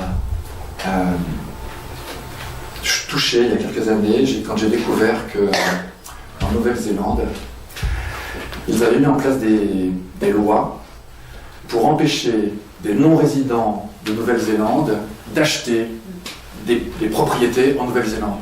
Parce qu'il y avait tellement d'ultra-riches qui achetaient des propriétés gigantesques que les Néo-Zélandais n'en avaient plus. Dans les scénarios de dérèglement climatique, la Nouvelle-Zélande est l'une des régions qui sera plus ou moins épargnée. Donc voilà, les dominants sont partis là-dessus. Hein. C'est pour ça qu'ils achètent ça, ils achètent des îles, ils achètent... En fait, ils vont se barrer. Hein, on est dans dans des situations de démesure où ils vont se barrer. Et nous, on est aliénés et on continue à... Enfin, je dis nous parce que c'est ma classe. Moi, c'est ma classe. Moi, j'ai été manager, j'ai été formateur. C'est ma classe. Hein. On est aliénés à ce système-là. On est aliénés à ces dominants-là. Comme si ça avait du sens pour nous. Mais eux, ils vont se barrer, ils vont faire sécession.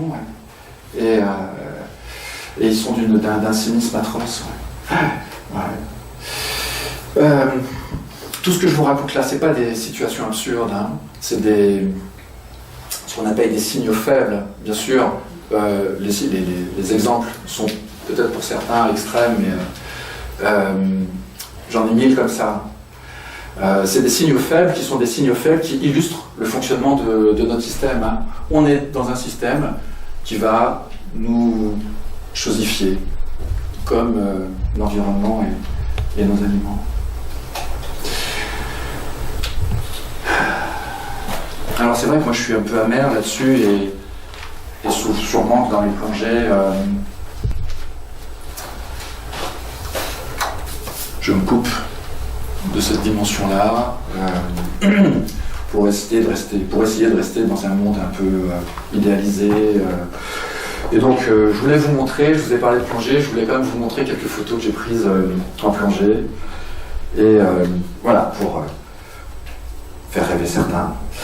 Bon, ça c'est des photos hyper classiques, hein, les amphiprions, les poissons clowns, c'est des choses classiques. Peut-être que certains n'ont jamais mis les pieds en mer Rouge, c'est ça la mer Rouge. La mer Rouge, c'est des bandanthias, une multitude de petits poissons qui nagent dans les coraux, c'est fantastique.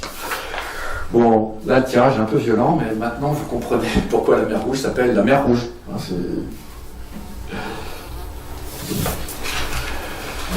ah, on voit des belles bestioles. C'est débonnaire, ça c'est nager avec des tortues, c'est un vrai plaisir, c'est débonnaire, c'est tranquille. Bon, par contre, ça peut vous couper un doigt hein, si vous l'emmerdez. Bon, vous voyez bien au fond? Oui, ouais. très bien. Les requins, bon, il y a une grosse croyance sur les requins, en fait, c'est fantastique de plonger avec des requins, j'adore ça. J'ai eu la chance de plonger en Polynésie, dans une passe, il y avait 700 requins, c'est fantastique. Et ils n'attaquent pas les plongeurs, de toute façon ils n'attaquent pas les nageurs non plus, ceux-là. Par contre, c'est plutôt eux qui sont attaqués et qui sont détruits.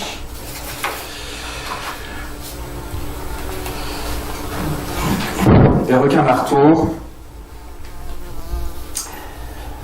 Moi je suis ému en fait en voyant cette image-là, c'est que le requin marteau est un animal qui est en danger critique d'extinction. C'est le dernier stade. Hein. C'est des seigneurs de la mer, ça. C'est fantastique. Il y a des grosses bêtes aussi comme ça, des poissons Napoléon. Hein, il y a des grosses bosses, alors on voit, je suis un peu en contre-plongée, mais une grosse bosse devant, le poisson Napoléon. C'est là aussi très débonnaire, très sympa. Ben, ça c'est une plongée de nuit, c'est une rascasse. Ça c'est en mer Rouge aussi, c'est rascasse volante. C'est des poissons que je trouve fascinants, le dessin qu'ils ont. C'est grand carnivore. Puis également en Méditerranée, ça c'est des images voilà, qu'on voit dans le sud, en Méditerranée. Bon, je ne vous ai pas parlé de plongée en baie de Morlaix, mais moi j'ai des très très bons souvenirs de dégustation de coquilles Saint-Jacques par 30 mètres de fond là, en baie de Morlaix avec aucune visibilité. Et les plongées en Bretagne sont très très belles. Bon, puis du corail, quoi. Le corail en Méditerranée, c'est un grand classique. Ouais.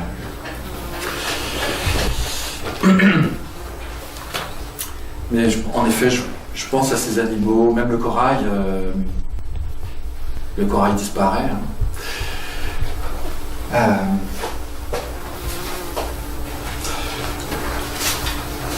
Quand on a fini notre plongée, on remplit un carnet de plongée. Et puis on revient sur le bord.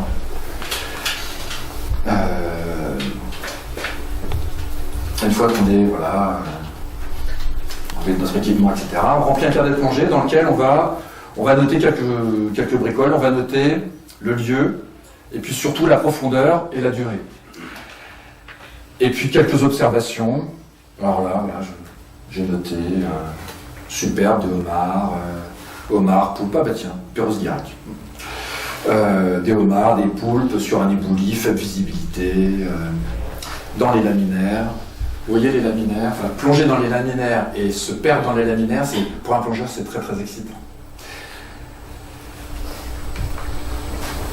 Et donc moi, j'ai rempli mon carnet de conférences gesticulées par rapport au capitalisme, par rapport au mensonge que j'ai vécu, que je vis. J'ai noté le capitalisme déglingue le vivant. J'ai été aliéné, coupé de moi-même, piégé dans une automanipulation de masse pour enrichir quelques dominants cyniques. Étant aliéné, nous refusons de voir qu'on fout en l'air la planète.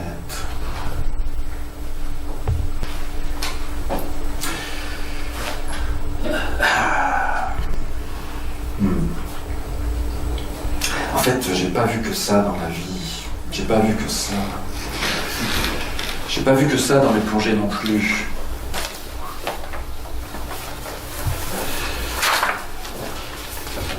J'ai vu des choses, moi, qui me troublent à chaque fois.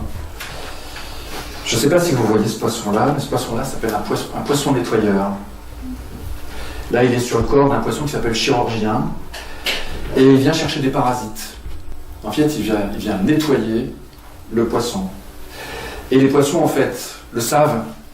Et il y a des endroits où il y a plein de petits poissons nettoyeurs, et donc les gros poissons viennent à cet endroit-là pour se faire nettoyer. Là, on en voit un autre, là, sur la tête d'un gâterin, mais ces poissons-là rentrent dans la bouche des murènes, des mérous. C'est très intriguant de voir des énormes mérous, des trucs qui font peut-être 2 mètres de long, des énormes trucs qui ouvrent la bouche et les ouïes en gigantesque, et puis un poisson, ou plusieurs, qui se promènent et qui rentrent dans les ouïes, et ils les bouffent pas. Et ça va même au-delà de ça, il y a des trucs assez rigolos. Par exemple, il y a des crevettes qui viennent nettoyer les dents des murènes. Il y a des poissons qui habitent avec des crevettes. En fait, dans la mer, on voit plein de choses, plein d'entraide, de coopération entre les animaux. Et pour moi, c'est assez fascinant, ça. Ça me fait penser aussi à des situations que j'ai rencontrées dans le métro parisien. Alors, dans le métro parisien, bien sûr, quand la sonnerie retentit, plus personne n'a le droit ni de monter, ni de descendre du wagon, de la voiture.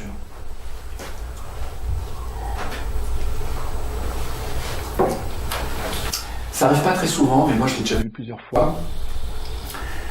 Une personne qui a vu que le métro arrivait, et donc commence à courir, et on la voit courir de loin.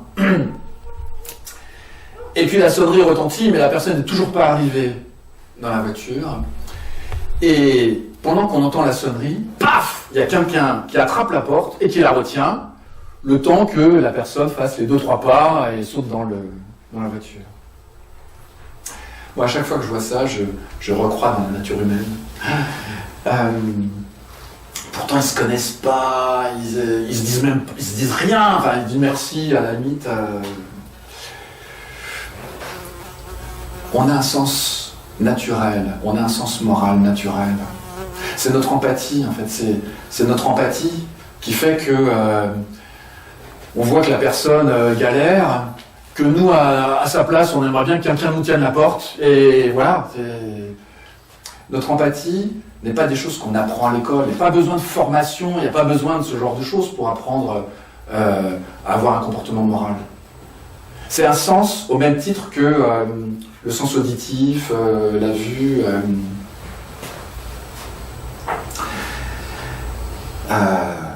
Moi, j'adore ça. En fait, on est sensible. Notre empathie nous permet d'être sensible à des corps qui souffrent. On sait ce que c'est que des corps qui souffrent. On sait ce que c'est ce qui est juste et ce qui est injuste. On sait ce que c'est que des corps humiliés. C'est d'ailleurs pour ça, c'est parce qu'on sait ça que on sait faire peindre les lunettes avec des pratiques morales de l'État, des religions et compagnie. C'est que naturellement, spontanément, on sera assez sensible, enfin on est sensible à ce sens moral. Ce sens moral qui s'appuie sur des gens qui souffrent, en fait des gens durs à la souffrance. Alors des gens durs à la souffrance, moi j'en ai vu, en fait j'en ai rencontré dans... J'ai passé quelques jours sur une ZAD, j'ai eu la chance de faire ça.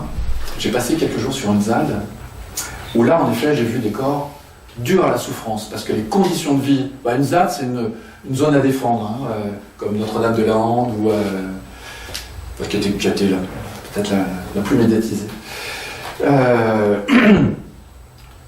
Et donc, sur une ZAD, une zone à défendre, moi j'y suis allé, ce que je vais vous dire ne concerne que mon expérience sur une ZAD donnée pendant les jours où j'y suis allé. Donc je ne veux absolument rien généraliser à mon expérience. Mais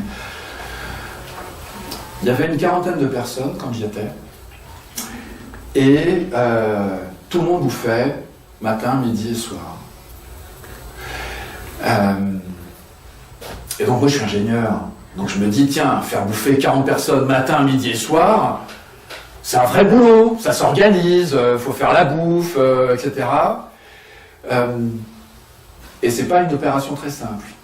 Et donc j'étais extrêmement curieux de comment ça se passe dans un contexte où les gens sont épidermiquement allergiques à toute relation de pouvoir, toute relation de domination. Parce qu'il y a besoin d'organisation. Si on veut que les gens bouffent, il ne suffit pas simplement de regarder dans le frigo ce qui reste. C'est une vraie organisation. Mais comment construire de l'organisation sans rapport de domination? Eux, ils savent. J'ai vu une AG, une assemblée générale de 40 personnes. Il n'y avait qu'une seule personne qui parlait. Alors que moi, des comités de direction, des comités industriels, des trucs comme ça, j'en ai vu plein, mais les gens s'insultent, enfin, pas tout le temps, mais j'ai vu des gens s'insulter, des gens... Alors que là, il n'y avait qu'une personne qui parlait, un bâton de parole, et tout le monde respectait le bâton de parole. Donc oui, bien sûr, c'est pas parce qu'on est allergique à tout rapport de domination qu'on est allergique à tout besoin d'organisation. On a besoin d'organiser les choses.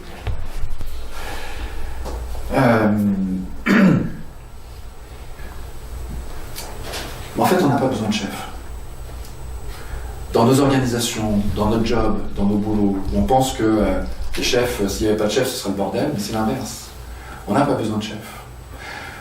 Bouffer 40 personnes, c'est un vrai boulot, mais l'ardeur, bon, j'ai pas investigué l'ardeur plus que ça, mais les connaissant juste un tout petit peu, je me dis qu'ils sont vigilants au rapport de domination, et dès qu'ils ont trouvé des modes d'organisation qui soient compatibles, et qui soient réalisés sans rapport de domination.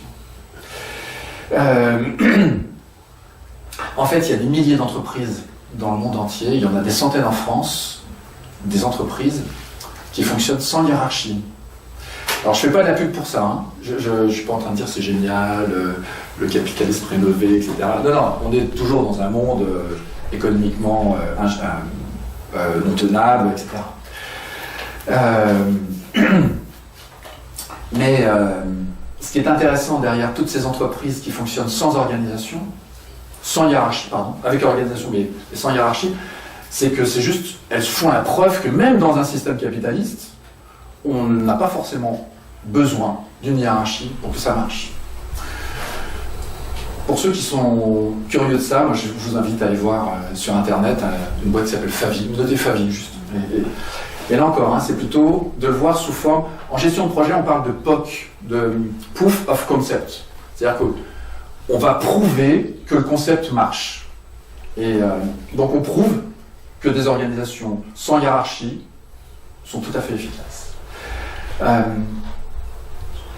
Je pense même aux Gilets jaunes. Les Gilets jaunes, il n'y avait aucune hiérarchie. Et je trouvais ça passionnant, le fait qu'ils soient extrêmement... épidermiquement allergique à toute représentation. Il fallait que ce soit des gens... Enfin, il n'y a pas de représentation. Donc ça marche, ça marche. Et je pense, moi, que dans ce monde-là qui est en train de s'ébranler, de s'effondrer, plus de pétrole ou pas beaucoup de pétrole, je pense qu'il va y avoir des fenêtres de tir. Aujourd'hui, l'effondrement, on le voit dans la biodiversité, on ne le voit pas encore bien dans l'activité commerciale, mais je pense qu'il y aura des fenêtres de tir. Des fenêtres de tir où on pourra faire émerger des systèmes sans organisation, au même titre que ça a failli se faire, avec les gilets jaunes, bousculer le mode d'organisation.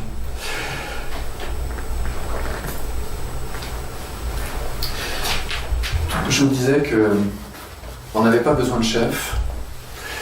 On n'a pas besoin de chef parce que la vie est généreuse et que nous, quand on est en lien avec notre partie vivante, on est dans cette générosité-là. Je vous parlais de la coupe franche ou la coupe rase. À Compiègne, je suis tombé, moi, en me promenant, je suis tombé dans une coupe rase. La première fois que je suis tombé dans une coupe rase, c'était effrayant parce que ils enlèvent même les souches. Enfin, pour ceux qui ont quelques notions de sol, etc., ils enlèvent même les souches. J'étais bouleversé. Et je regardais au sol, je voyais quelques petits chênes comme ça.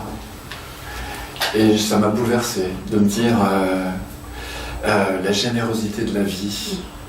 Il n'y a rien, c'est gratuit, c'est ouvert. Il n'y a aucun enjeu, ça pousse. La générosité des mauvaises herbes qu'on arrache et puis elles qui repoussent de façon régulière. Moi, je suis bouleversé par la générosité de la vie et je pense que ça s'applique à nous aussi. Mais comme je ne vais pas très bien en parler, je crains pas très bien en parler, je vais laisser la parole à quelqu'un d'autre.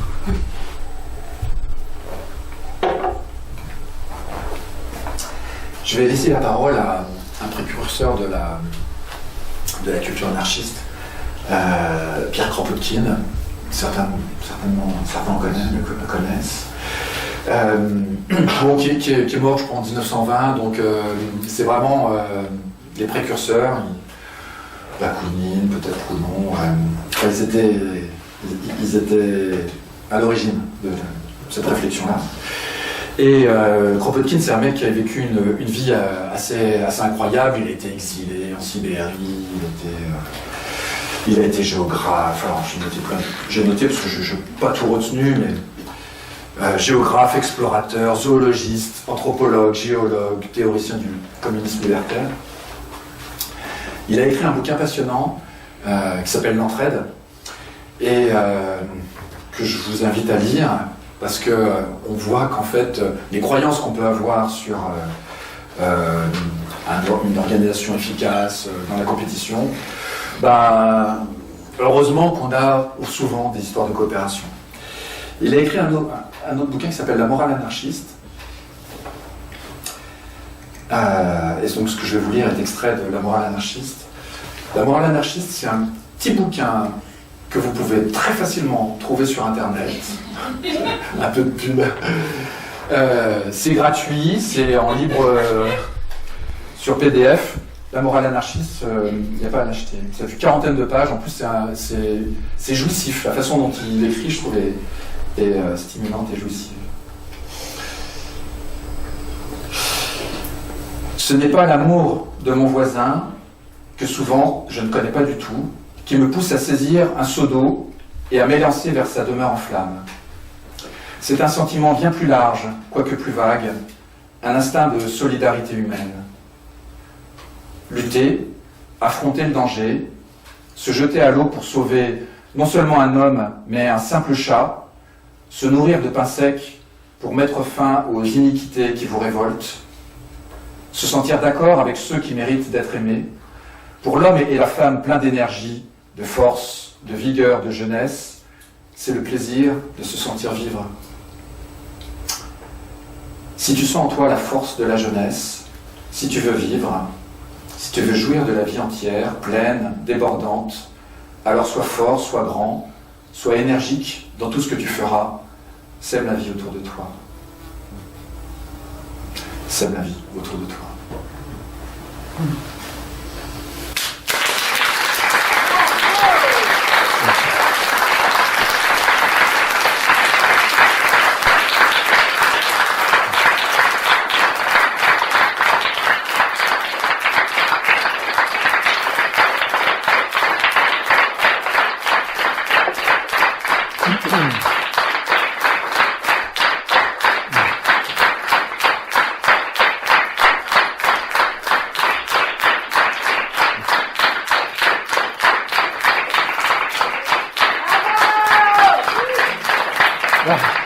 Merci.